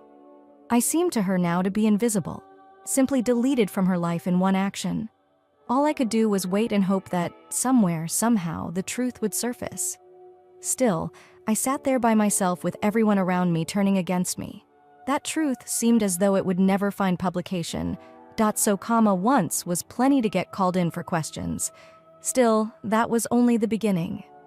Every time I thought I would be clear in my explanation, they would call me back in with more inquiries. Every time I would sit down attempting to calm myself, I would really start to feel like a criminal entering that station. Yet I could see the way the police were staring at me, as if they were just waiting for me to slip up. They would often ask questions over and over, altering the phrasing, posing inquiries about topics unrelated to the underlying charge. They seemed to be experimenting to find whether I would crack. The worst thing was that they would keep obsessing over these ludicrous specifics. Like, tonight, what were you doing? Why did you let her remain? Over material that made me feel as though they were more concerned in locating something to use against me than in truly listening to what I had to say. I was wondering how many ways I could say nothing happened. The first time they made me sit there and say something will always hold special meaning. They offered me some paper and instructed me to jot down all I could recall about that evening. Pen in hand, I'm here in this small room trying to work out exactly what they want from me. And really, how do you recall every detail of an apparently regular random night from years past? I had no motive to commit every tiny detail to memory as I hardly saw anything. I turned in what I could. I told them exactly what I had verbally 100 times, that I had gotten up, gone to the bathroom, and then run across C in the hall. She made a try at kissing me. That was it. He turned her down. I considered it not really important, to be honest. Just an unusual incident. I shrugged it off, as teens may be embarrassing occasionally. The cops, on the other hand, saw differently. Their method of interacting caught me. It seems they didn't believe me, and it descended under my flesh. Next arrived the most difficult questions. Like they were trying to uncover some buried dirt on me. They started getting personal, asking me why I wasn't married anymore, why my kid was even sleeping over at my place instead of her mom's, all this stuff. I couldn't help but feel as though they were just waiting for me to screw up, that they had already decided I was guilty. They once took out my daughter's statement. Although I did not see it personally, their discussion about it somewhat shattered me. They kept repeating how she felt her pal would never produce anything like this, and all I could think about was how fast she turned against me, her own dad, without first even speaking to me. They seemed to be turning the knife, reminding me that my own daughter considered me as the culprit here. They even referred to my ex. They mentioned your ex-wife also seems really sure about this. Like that somehow gave the charge greater weight. Although I understand that divorces are not always beautiful, we have been good co-parents. At least that was my thinking. But suddenly, everyone around me seemed to be simply ready to believe the worst. I was more exhausted every time I left that station than I had been. Like I had been hit by a truck, I would walk out into the daylight. With all these questions whirling about in my thoughts, I didn't know how to reply, like how I had even ended myself initially here. And my stomach would drop every time I answered their calls to come back. The idea that perhaps they had already decided to blame me persisted, and none of what I said would persuade them otherwise. And I had my daughter, my own child, absent from all this. One person I thought would have my back vanished from my life entirely. Every day I check my phone, hoping perhaps she would have contacted me, or even just written a note expressing uncertainty about what to believe. Nevertheless, there was nothing. She was absolutely silent since she knew she would much prefer to believe her buddy than her own father. That stung more than any the cops could toss at me. They called me in one day and started showing me photos. They were trying to spook me out or something. They would hang pictures, ask me to explain things that had no bearing on anything, like the arrangement of my house where guests were seated during dinner, what we said that evening, stuff that felt entirely random. But they would keep a careful eye on me, as though they were dissecting every syllable, ready for me to trip. It was a completely mental game. Knowing nothing happened, I knew I had done nothing illegal, but given their questions, I began to doubt myself. I would catch myself wondering, did I somehow screw it? Was what I said out of line? These circumstances are such that way. They distort your thinking and cause you to doubt yourself even in knowledge that you are speaking the truth. I did not, however, back off. Over and over I answered them the same way. Though tired, it felt as though I was living in a dream from which I could not wake up. This charge that had sprung out of nowhere to break my existence apart persisted in me.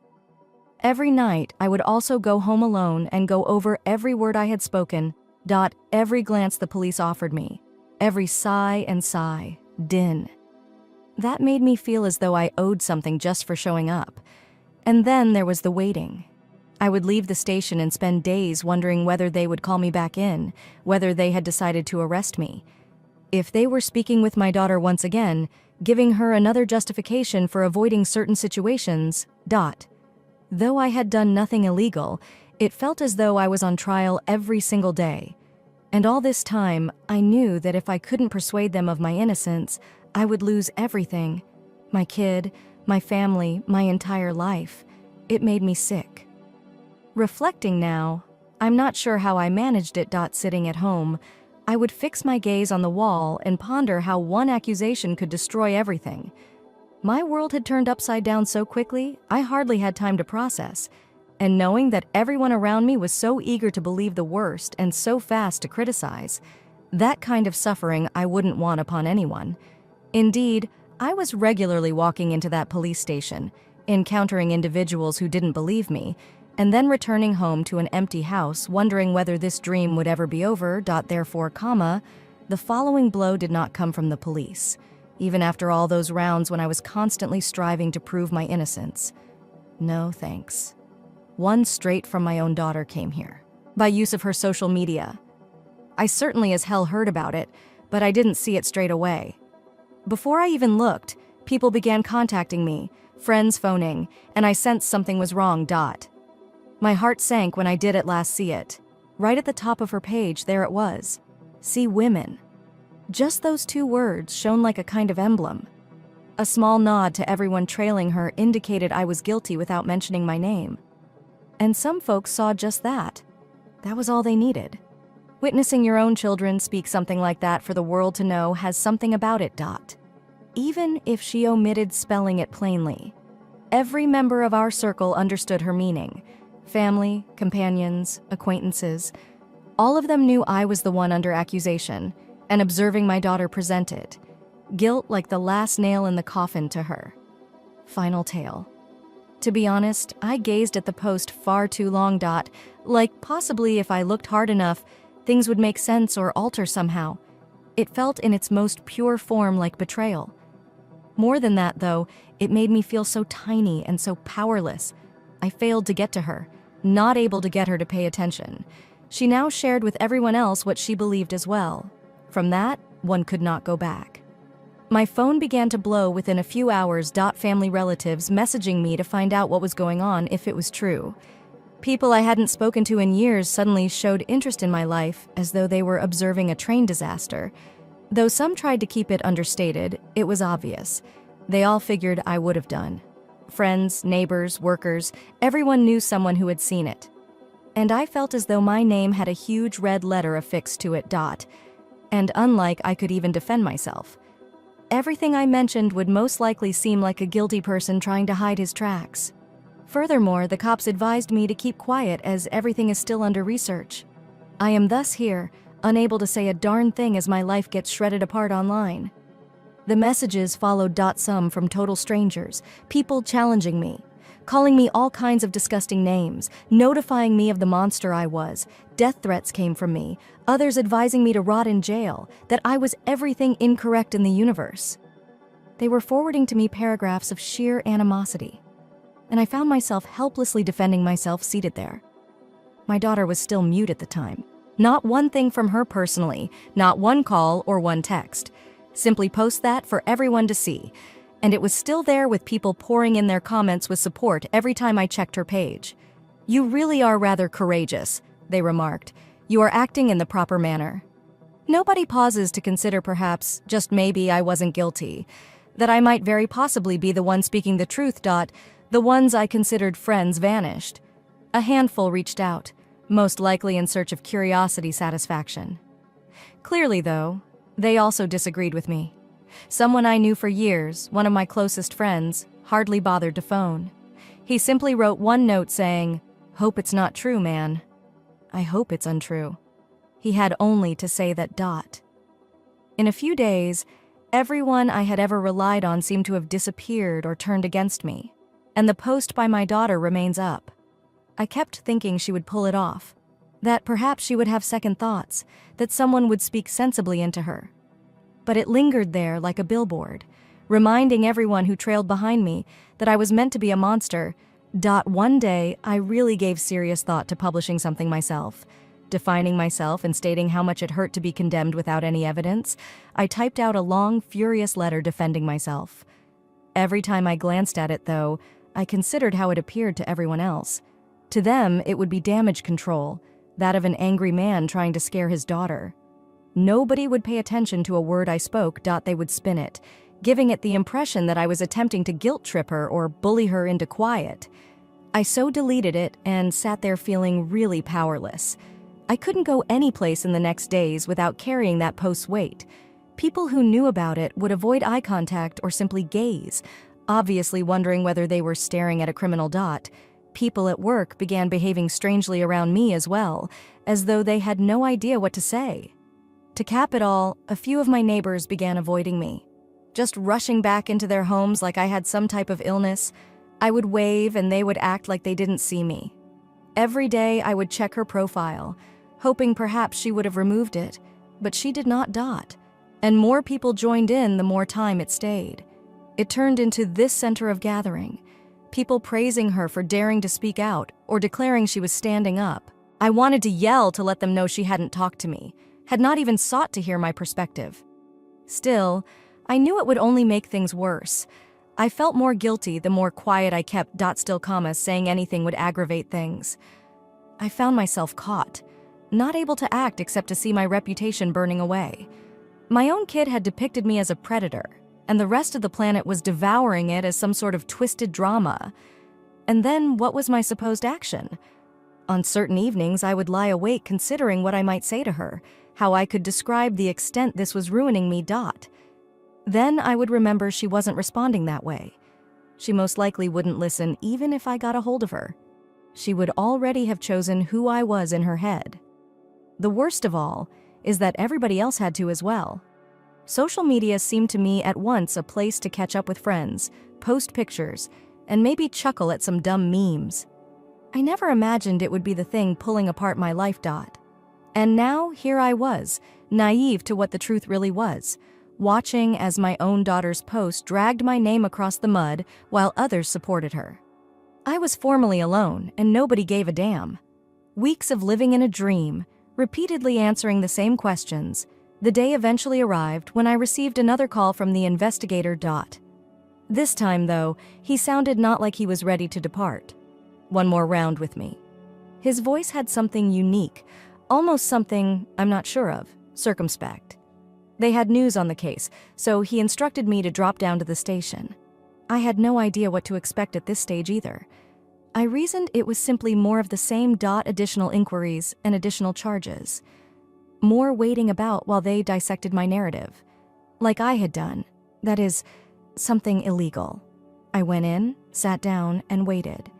The investigator glanced at me for a minute, then leaned forward, almost as though he was getting ready to say something. "We had been re-interviewed," he replied, clearing his mouth. "Look at me." She now relates a different narrative. Those words strike like a brick. At first, I assumed it would become worse and that somehow she had dug the hole even more. He continued, though then.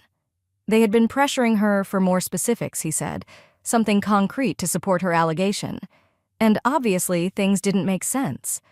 She had left out earlier facts she couldn't remember, and they began seeing contradictions. She started to stutter and backtrack on several areas of her story when they pushed her on it. "She has become fluffed," he remarked, not able to maintain the chronology.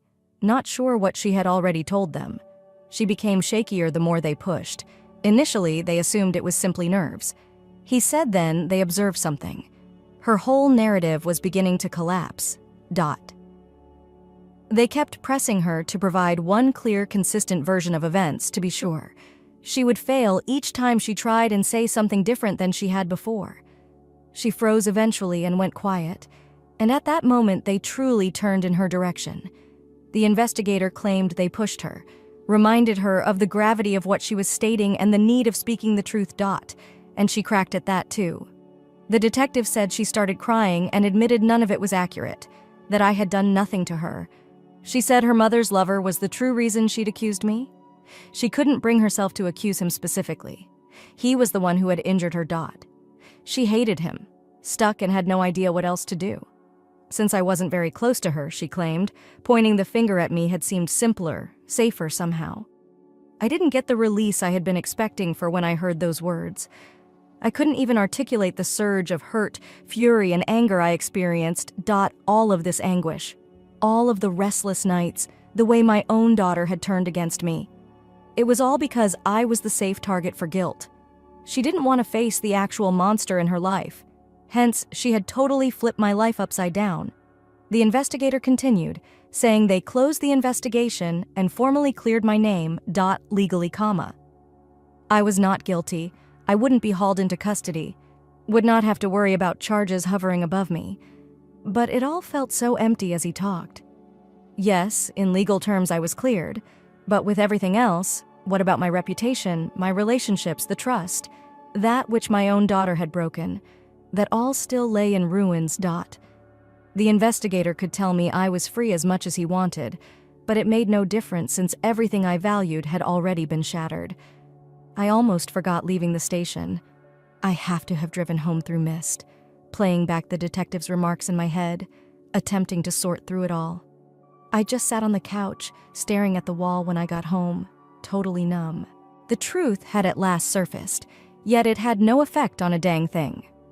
I kept wondering about how quickly she had been able to destroy my life, since it would be simpler for her, and about how readily she had made me into her scapegoat. And the worst thing is she had done it without thinking through the damage she was leaving behind. I considered my daughter, how quickly she had shut me off and blogged about believing women as if I were guilty, how swiftly she had believed the lie, for sure, for several days following. This emptiness persisted in me, unable to be shaken. True, the charge vanished, but damage was done. Friends, relatives, everyone who had formerly surrounded me had treated me as though I were a monster.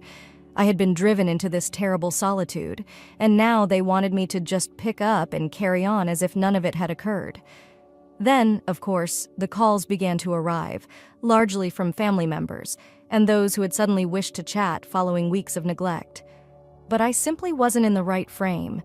The emptiness, the rage, stayed with me. Still, one message that truly spoke to me came from my daughter. She left me a protracted voicemail. The second I noticed, I just gazed at my phone, not sure whether I ought to listen to it. I wanted to delete it immediately, but at least part of myself. She had already expressed what she needed to when she shared the belief ladies have. By then, her allegiance was obviously clear. Still, another side of me, the dad side, wanted to give her an opportunity. I suppose there was still a part of me that yearned for her to have some justification that would make all of this logical. I hit play, and her voice came through shaky and reluctant. Her first start was with Dad. I quote, sorry. I sensed the stinging of hurt once more right away. I apologize. She mumbled apologies.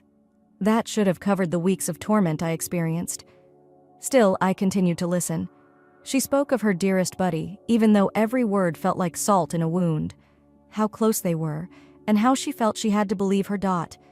She added something like, I didn't think someone would lie about something like that, particularly of someone I trusted so much. By the end of it, her voice was cracking, and I could hear she was crying.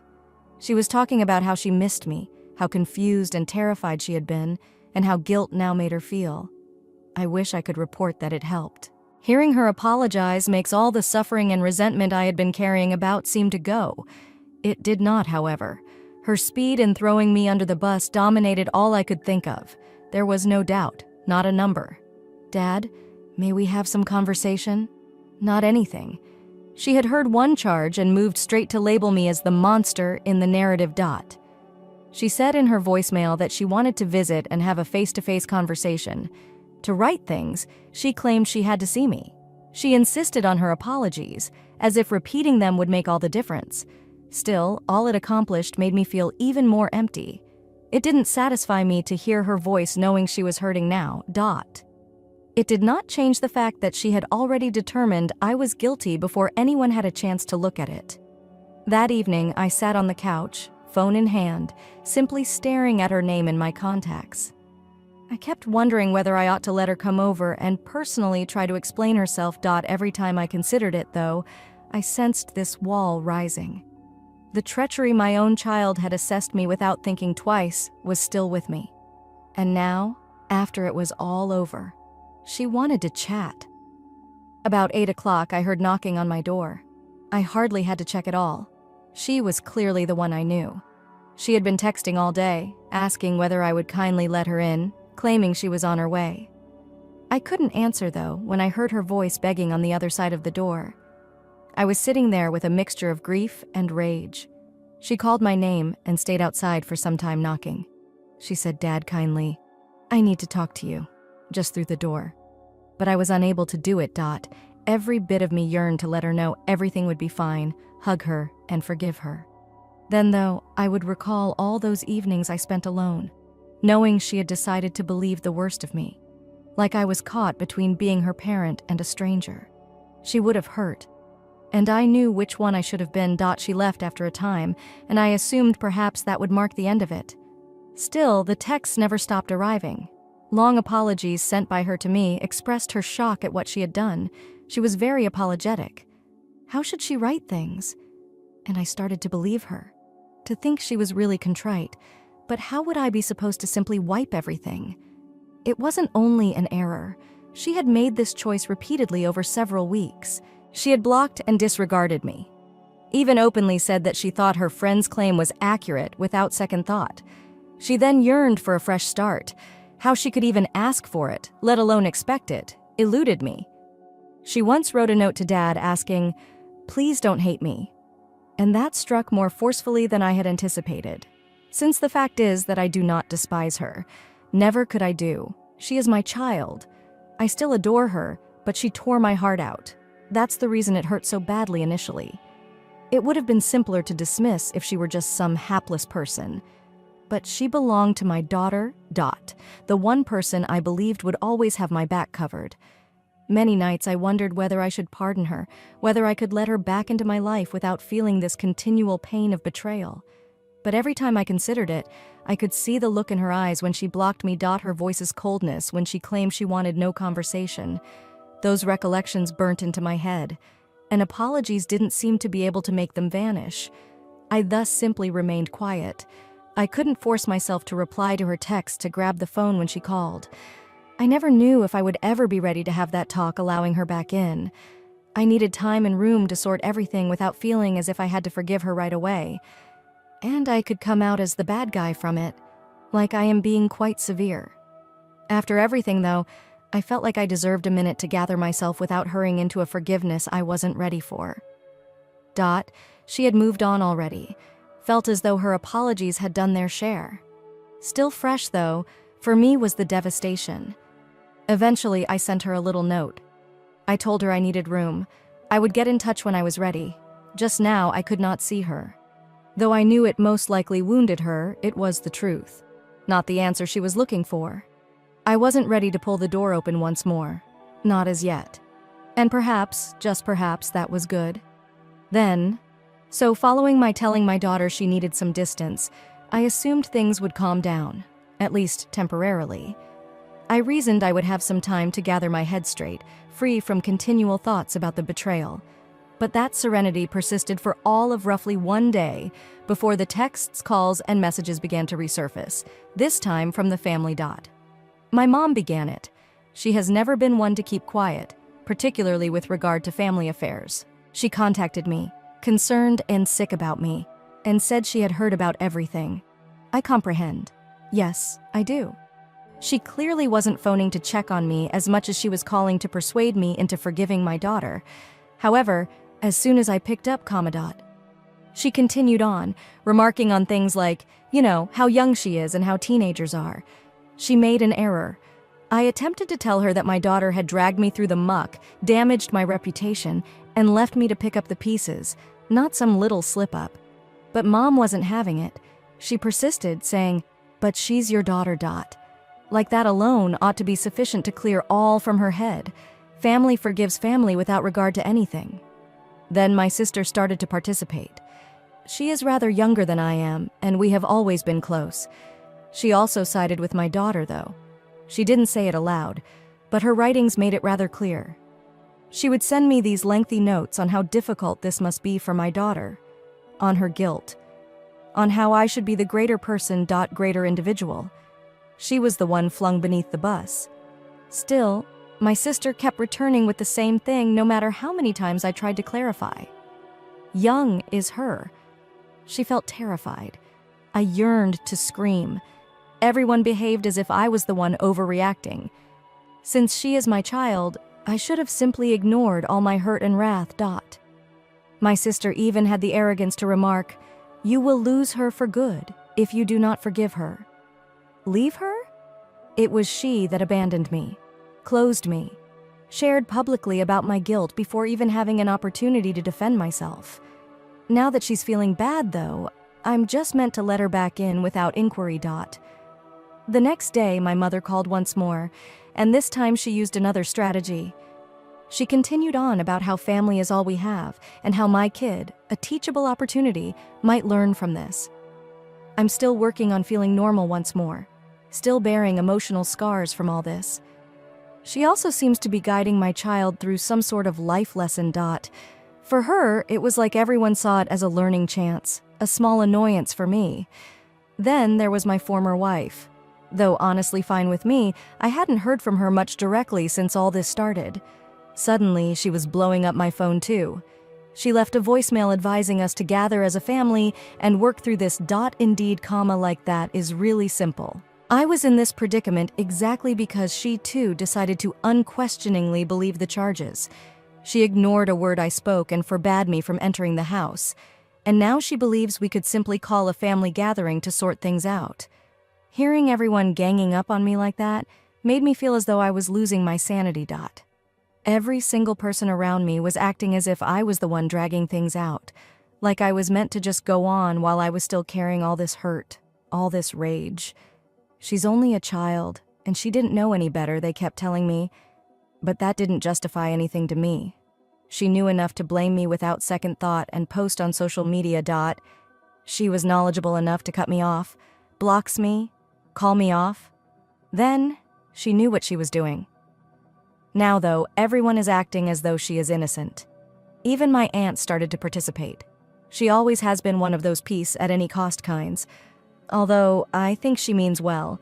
She emailed me for a long time, stressing the need for healing as a family, and how I should model forgiveness. Reading that email made me feel queasy, really. She continued on about how forgiveness is strength, and all this nonsense that sounded more like a Hallmark card than real advice. Not one of them wanted to know what I had gone through. To ease things for everyone else, they simply wanted me to forgive and forget. After a week of this, I cannot stand it anymore. I told my sister and mother in our family group chat I needed distance. I said, "I know you're worried about my daughter, but you have to realize I ache too. I cannot just let things pass overnight." I reasoned maybe they would respect that. Perhaps they would withdraw so I could have time to go through my own emotions. But no, just doubling down. My mother said that clinging to grudges would only bring about long-term damage.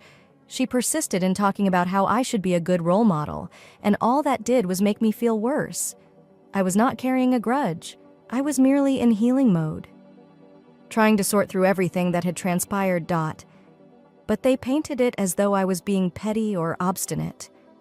My sister then spoke, suggesting I should consider the long run and how I might come to regret separating my daughter. Telling me over and over how I would lose her if I didn't forgive her, it was as if they had all practiced the same script. Now, right away. Nobody stopped to consider what I had already lost, what she had put me through, or what it felt like to be totally alone in this. For a few days, I muted the group chat in order to get some quiet, but even then they managed to reach me. One evening, my mother dropped by the house, casually showing up at my door as though she were on a casual visit. She sat me down and spoke wholeheartedly about the need of releasing the wrath. "You will feel much better," she even added, "when you forgive her." And maybe she is correct.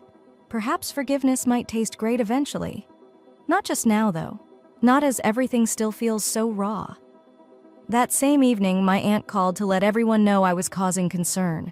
Telling her again that I simply needed space, I felt like a broken record. She persisted, urging not to let this pull apart the family. Pull the family apart. The family had already split apart the second. Everyone thought I was guilty. That damage was done. It was not my duty to mend it simply because they felt bad right now. By Friday's end, I was simply exhausted, weary of having to defend myself. Bored with trying to rationalize my emotions. Weary of everyone focusing on how I should be the more moral person. When the charges first surfaced, I kept wondering about how none of them had even given me a shot. All of them had assumed it was the worst, like my daughter did. But now they wanted me to be the one to make things simpler for them, to fix problems. Ultimately, I chose to maintain my limits. I said I was not ready. I had no idea when I would be. Hence, they should have respect for me. Realistically, it was difficult as well. Pushing back against my own family and against people I had always trusted became difficult. But I knew that if I succumbed now, if I forgave before I was ready, I would simply be carrying much more hurt. Perhaps eventually I will feel differently. I might be able to open the door once more eventually. I just need some time right now, though. And maybe they never really understood me at all if they cannot grasp it. I knew I couldn't stay here after everything. I kept running across reminders of what I had gone through. The verdict, the treachery, the family and friends turning on me without a second thought. I came to see that leaving things behind was the only way I could really go forward. I decided then to sell my house, pack, and relocate some distance away. Though I'm not sure where I'm headed yet, I know I need a fresh start, a fresh page where I may at last breathe. Just as hard as it was. I shut off my family, my daughter included. Every one of those who turned on me. This entire dream let me see exactly how little they considered me, how readily they considered the worst, with hardly a question at all. Weeks I waited, thinking they would get in touch. Someone would be standing at my side, but they failed. And now that the truth is freely available, they start to crave atonement right away, like a few apologies might wipe off the suffering I experienced. I can't pretend this never happened. I cannot simply gather the bits as though nothing had changed. Perhaps here in this new location, I will have the opportunity to create something better. Perhaps I will even come across some who will truly be there for me, those I know to see for who I am, not who they dread I might be. Though I'm not sure what the future contains, I know I cannot spend it among individuals who consider me as expendable. I quote me am surrounded by folks who turned away from me when most needed. Sure then, that is exactly what it is. Another start, unlike anyone who disappointed me. Though it's frightening, I'm ready to locate a place where I can at last feel at rest once more. I returned home to discover my stepdad's entitled daughter had moved in with new locks. I recently acquired my very own house. I am a 31-year-old lady. I decided to celebrate by hosting a housewarming party and invited every friend and relative to come over a few days ago. I also asked my parents to the celebration, but I was really clear in stating that I was merely asking them. I took this action to try to avoid my mom bringing her new family with her. You see, it's only us since almost 15 years ago when my parents split apart. My mother married Adam once more some 2 years ago. From a past marriage, Adam's daughter Emma is 21 years old now. Emma is the kind of person who believes she deserves everything without exerting effort. And to be honest, I simply cannot stand her type. Furthermore, not very entertaining to be around is Adam. They obviously don't really like me too much, and it is reciprocal as well. Naturally then, I wanted none for my housewarming celebration. For me, this gathering was a significant thing, and I wanted to enjoy it free from conflict. My mom chose to bring them along nonetheless despite my exact directions. She stated she hoped this would present a chance for me to become closer to her new family when I challenged her about it. If everyone could simply get along, she believed it would be fantastic. I chose to let it go for the time being as I didn't want to create a commotion at my own party and didn't press the matter that day. Still, Emma made a nasty remark about my residence during the party. She informed all of my acquaintances that, given her pay, which comes close to half what I make, she could buy a far better place. That really set me off, so I answered that she needed to go ahead and get her own house. Then I suggested it would likely make her parents glad to see their 22-year-old daughter leave their basement. Emma went scarlet with shame, and several others laughed at my comment. She seemed embarrassed, but she was the one who started making nasty remarks. Thus, I didn't feel too horrible about what I said. I didn't give it much thought as I had so many other guests to look after, and carried on chatting with other partygoers.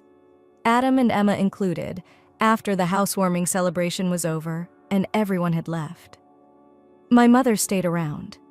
It was at that point I realized it was time to have a frank conversation with her. I informed her straightforwardly that I had no intention of involving her new husband and daughter in my life. Since I am in my 30s, I am quite free to decide who I wish to hang out with, and who I would much rather avoid dealing with at all. Sadly, the new spouse of my mother and his daughter are simply not people I like hanging with. That's not hyperbole. They have not been kind or considerate to me. Then my mother shockingly plopped it on me. Emma, her stepdaughter, should come live with me for a little while, she advised, since Emma's new employment was far closer to my house than to theirs. Emma and I spent some genuine time together, and my mother reasoned that I would start to perceive her differently. I said, "No way," immediately on the spot, unable to believe what I was hearing. Just managing one evening with Emma at the party was difficult enough. No, I couldn't even begin to consider how tense that would be having her in my house every single day. Emma spoiled lax manners, and I simply felt I wanted another kind of energy in my own house. I should be able to unwind and feel comfortable at my house. Not a place I find myself constantly on edge. I wasn't having it, even though my mother truly tried to convince me to let Emma stay. She could as well save her energy, as I informed her straightforwardly that it was not likely to happen ever. I didn't follow my mother as she became rather irate and went quickly. Since there was simply no way I could agree with her, I felt dragging out the argument was useless. Ridiculous concept. But then the very next day, something completely unanticipated occurred just when I thought things couldn't get much crazier. The security company that watches my residence sent an alert on my phone claiming a break-in.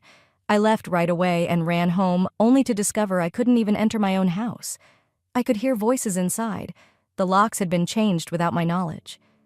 Since really, what else was I meant to do under those circumstances? I was going to call the cops.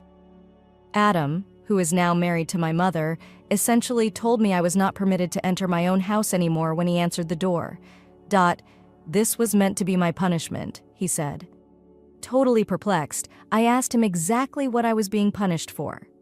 Adam would not respond straightforwardly. Rather, he advised me I had to work things out on my own, but made a passing reference to how I had confronted Emma during my housewarming party. He said that I had been rude to her in my own house. Hence, it was rather unacceptable. Adam then said that my mother had been greatly offended when I had refused to let Emma live with me. Hence, they had taken over my house. She departed the party, and he remarked he believed I was acting too large for my boots, and that it was time someone pulled me down a notch or two, and apparently he had concluded he was the suitable candidate for the post. What he was saying startled and infuriated me so much that I laughed at him. I informed him plainly and straightforwardly that I intended to contact the police and have Emma thrown out with him. They had no right to go right into my house and pretend they owned it. Adam then tried to play a card he thought he had ready-made. He reasoned that since it would greatly disturb my mother, I wouldn't really call the police. He was well versed in my mother's terrible background with the police and knew how much she wanted to avoid them given her past. He reasoned I wouldn't want to do anything to irritate my mother. Adam even ventured to claim Emma deserved to reside in my house more than I did. He then simply left me standing outside and closed the door squarely in my face, left on the porch. I realized I had really few choices. Adam's bet notwithstanding, phoning the police seemed to be the only practical action I could do. Adam and Emma clearly had made themselves at home and were not about to leave merely based on what I had said. I thus grabbed my phone, phoned the police, and hoped for the best. Within an hour, the cops showed there to kick them out. Emma was discovered sorting her belongings as though she were intending to be there permanently. Adam was absolutely stunned. Given how my mom thinks about the police, he had not anticipated me following through with phoning them. Given my mother's horrific past with law enforcement, I realized this choice would most likely cause her trouble. I was caught, nevertheless, between a rock and a hard place. I could not just watch while my house was being taken over. Though it risked upsetting my mother, I had to speak up for myself. Calling the police turned out to be the only choice I had left. About an hour ago, my mother called to discuss it. The conversation didn't go as expected. She wasn't hostile to me, which somehow made me feel even worse. Though I assumed she would scream or become rather agitated, she sounded to be rather wounded. She advised me that if I were truly that opposed to allowing Emma, my sister, to stay with me to try and prove she wasn't the horrible person I assumed she was.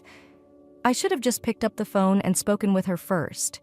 She felt she could have fixed the whole problem without it spiraling out of control. The fact she claimed she cannot forgive me for the way I handled things, though, really got to me. My mother said that getting Adam and Emma kicked out of my house and phoning the police was excessive. She said she couldn't picture herself talking to me once more as a result, too. She felt what I had done was something she simply could not get past. Hearing her sound so depressed and defeated really hurt. She seemed to be more than just putting on a show. She sounded actually offended. Typically, my mother is drawn to drama, but this time it was different. Though I felt like I hadn't done anything wrong, she appeared somewhat let down in me, which was a lot for me to process. I called her and apologized. Regretfully, it had no effect on things. She still hung up the phone, blocked my number, and now I'm miserable about the whole situation. Though I keep mulling it over in my head, I cannot see another way I might have handled it. That would have caused Adam and Emma to walk away without alerting the authorities to me. Involving the police seemed like the only option I had right now, and I find it difficult to know why my mother is going through this so difficultly. She seems not to be trying to see this from my point of view, even though I know she has had some incredibly difficult prior times, particularly with relation to handling the police. She seems to be largely concerned about herself. I never wanted her to go through any of those terrible events. The whole muddle simply spun out of control, and if there is someone she should be offended with, shouldn't it be her husband and my stepsister for acting so drastically and generating all this disturbance? About all that's happened, I feel awful. It's not my place to disclose her personal tales, hence I can't go into great depth regarding my mom's background with the cops here. Now, though, I'm not sure whether I should attempt once more apologizing or if there is anything more I should do. Am I therefore the jerk here for phoning the police about my stepdad and stepsister? Even though I was aware of my mother's negative police encounter experiences. All right. I felt it wasn't my place to share my mom's personal experiences without her. Hence, I was reluctant to tell this side of the tale. Sure. But because this is all going to be anonymous on Reddit, and nobody knows who we are merely from this post, I believe it's crucial to provide you the whole picture. This will help you to better grasp why my mother finds it difficult interacting with the police. Thus, here is the important point. Following the divorce of my parents, almost 15 years ago, my mother began seeing someone else. This guy worked as a police officer, and you can probably predict that things didn't go as planned. My mother's partner, this guy, was truly terrible news. You want never to meet someone like him in your life. Given how horrible he was, he somehow kept my mom in a relationship with him for more than 2 years, something like a miracle. He routinely denigrated her, bit by bit erasing her confidence. She grew increasingly alone since he also cut her off from everyone she knew. She sometimes could only see me once or twice a month, and even then she seemed to be absent. Her head seemed to be elsewhere. After a time, things grew much worse. Envy of her history drove him not to want her seeing anyone. He wanted her to cut off all contact with it should she be with him. This man embodied perfect pettiness, insecurity, and jealousy. To be honest, he is the last guy I would ever like someone to date. Their relationship did not end well when it did at last. Out of the blue, he left my mom running off with a coworker in the middle of the night. All he left for my mother was a letter saying he had been having an affair for 8 months and stating he no longer wanted to be with her. My mom's reaction to my calling the cops on Adam and Emma following the whole situation with her lover, who was a cop, reveals her deep buried trauma toward police officers. For almost an entire year, my mother was really depressed. She ended up being somewhat afraid of everything to do with cops as something inside her altered. She trusted them hardly at all anymore. It was so severe that she once lost her handbag and would not even consider telling the police. She had grown to be terrified and mistrustful of them. You can thus most likely appreciate why my mother felt so betrayed and offended upon learning that I had contacted the police about her husband and stepdaughter. Involving the police seemed to her the worst thing I could have done. It seemed like a great betrayal. The craziness is that her husband and stepsister understood her opinion on the police. It makes me question whether they did what they did with intent, expecting it would create a gulf between my mother and me. Perhaps even turn her against me permanently. Proof of something like that is almost impossible, though. Simply said, it's my side of the narrative against theirs. Adam was very stunned when the police arrived. Emma, though, seemed hardly disturbed at all. This drives me to consider their motivations much more. Now, other than hoping that my mother will see things differently finally, even if she doesn't, there's not much I can do. I have to accept it. Though I know I did everything I could to keep things calm and prevent conflict, it appears like they were driven to cause disturbance. Mom now has to choose who she wants to believe and support. Thanks to what transpired, my mom and I last spoke almost 2 weeks ago. Emma most certainly seems delighted with the whole matter. Although I monitor her social media, a friend of mine sent me a picture Emma uploaded some days ago. It was a picture of her, my mother, and Adam, all lounging at the beach under sunglasses and appearing laid back. The caption related to merely the family healing. her claimed recovery from what is unknown. From my vantage point, her and her dad's behavior caused me to have to cope with a chaotic situation. When I took the whole matter up to my dad to ask his opinion, he felt I handled it the correct way. Having given all that went down, what other decision did I have? He also said that my mother had contacted him for guidance on Emma's affordable housing before the housewarming party catastrophe. That related closely to her employment. My dad informed my mom he couldn't really help unless she was seeking to buy a place for Emma since he works in real estate, but more in selling houses than renting them. Mom looked as though she was thinking about it, which is rather surprising. Adam, on the other hand, refused to spend money on a house specifically for Emma's transient employment. This does make some sense, but the way my mom treats Emma differently from how she treats me truly disturbs me. I recall that time came for me to start college. My mother wanted me to gain independence and self-sufficiency. Hence, she insisted I work it out on my own. Saying it was for my own good, she would not assist me financially with tuition. Emma apparently gets a pass and a lot more help, though. It's difficult not to see the clear discrepancy in how my mother is handling Emma's predicament, as opposed to her handling of my growing up circumstances. That my mother seems to be closer to Emma, who isn't even her own daughter, than she is with me, concerns me greatly. Seeing them together on a beach trip really got to me, especially given my mother constantly told me she hated the shore.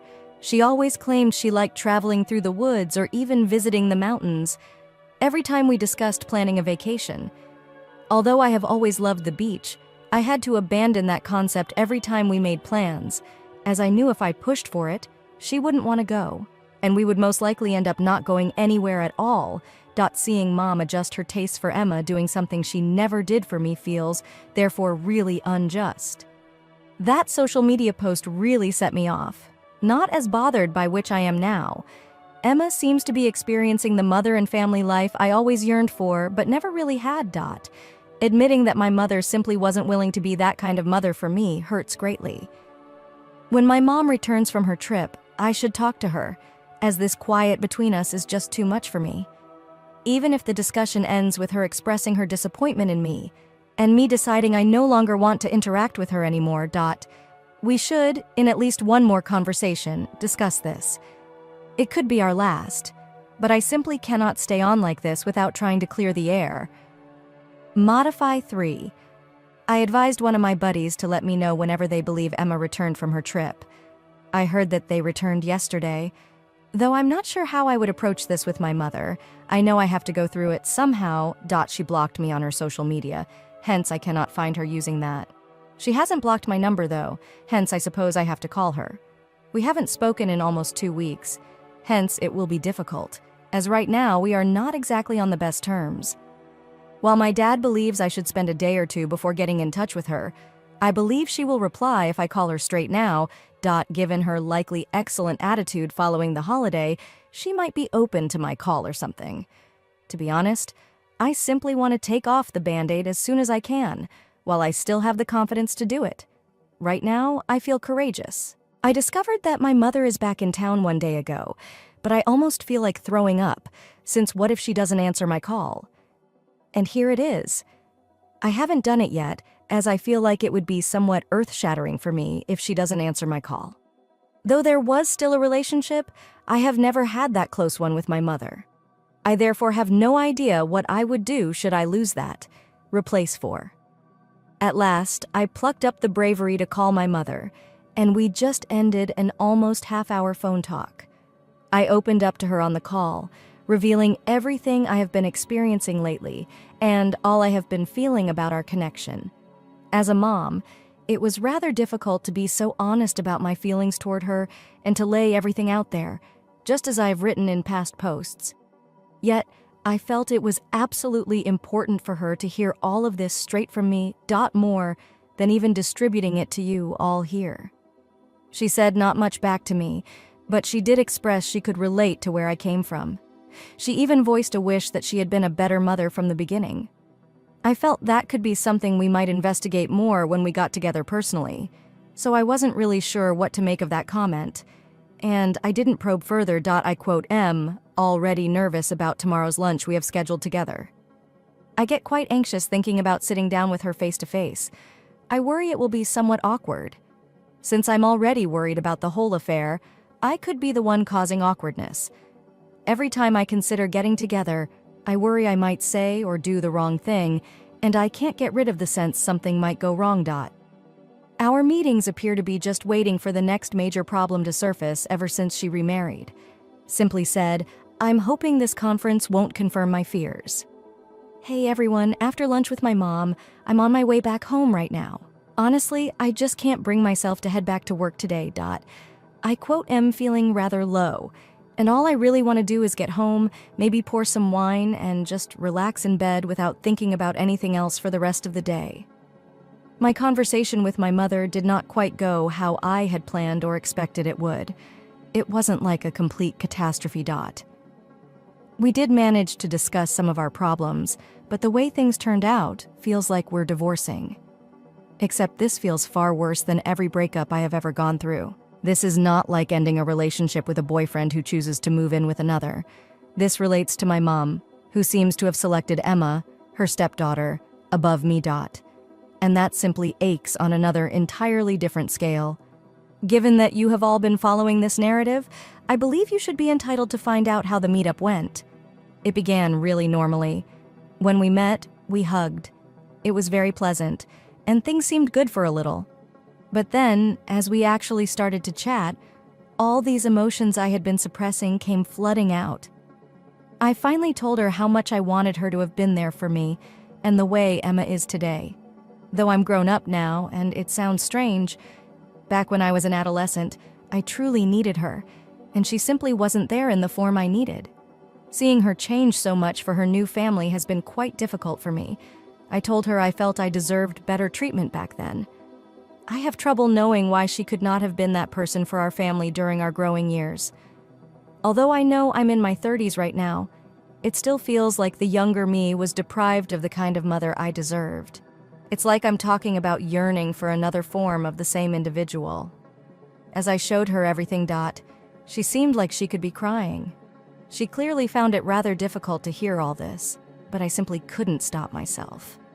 I felt as though this might be my only opportunity to truly express everything on my mind. I had to grab this chance to get it all out there. I made sure she understood that notwithstanding all, though I adore her, I also couldn't hold back when telling her that. She could have been a far better parent to me, in my opinion.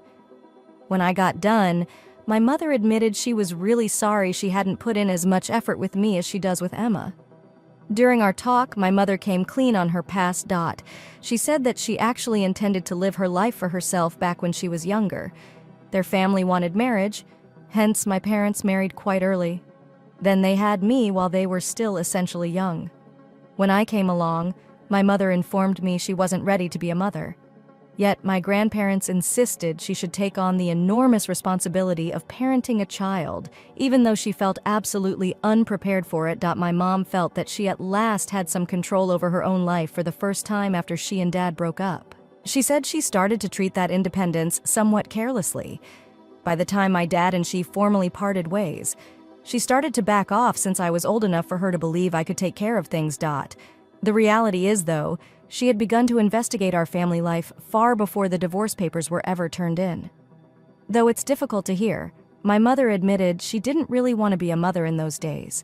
She chose to put her own needs and wishes first, a selfish and immature decision.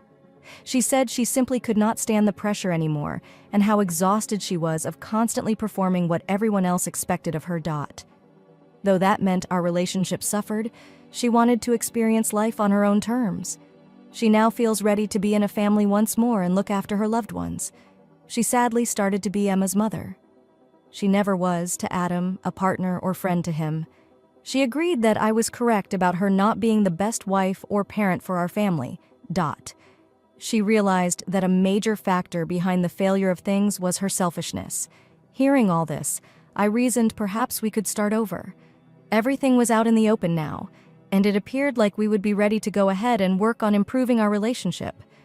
Maybe it would be best if we skipped our little conversations or visits, my mother advised. She reasoned that adding tension from each other might not be a smart idea, given both of us were juggling a lot in our own lives. Maybe separating ourselves would enable us to return to each other stronger or something else like that, she said, which sounded fairly ridiculous to me. Deep down, I realized the true motivation behind her desire to cut off communication was not only related to personal problems or stress. Adam and Emma were the reason. They obviously objected to her being around me, and it seemed rather evident that my mother was putting their needs above mine.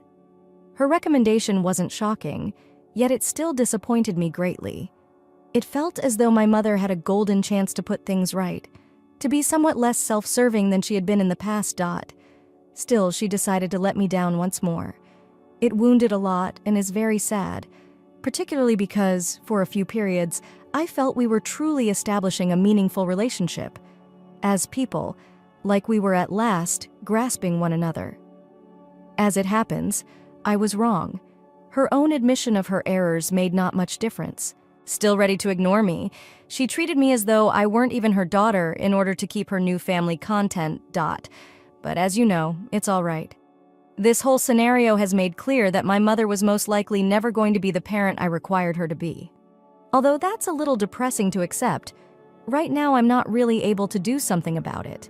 And to be honest, I'm not even surprised anymore after being let down so many times before. My only action is to keep on and concentrate on my own life. I appreciate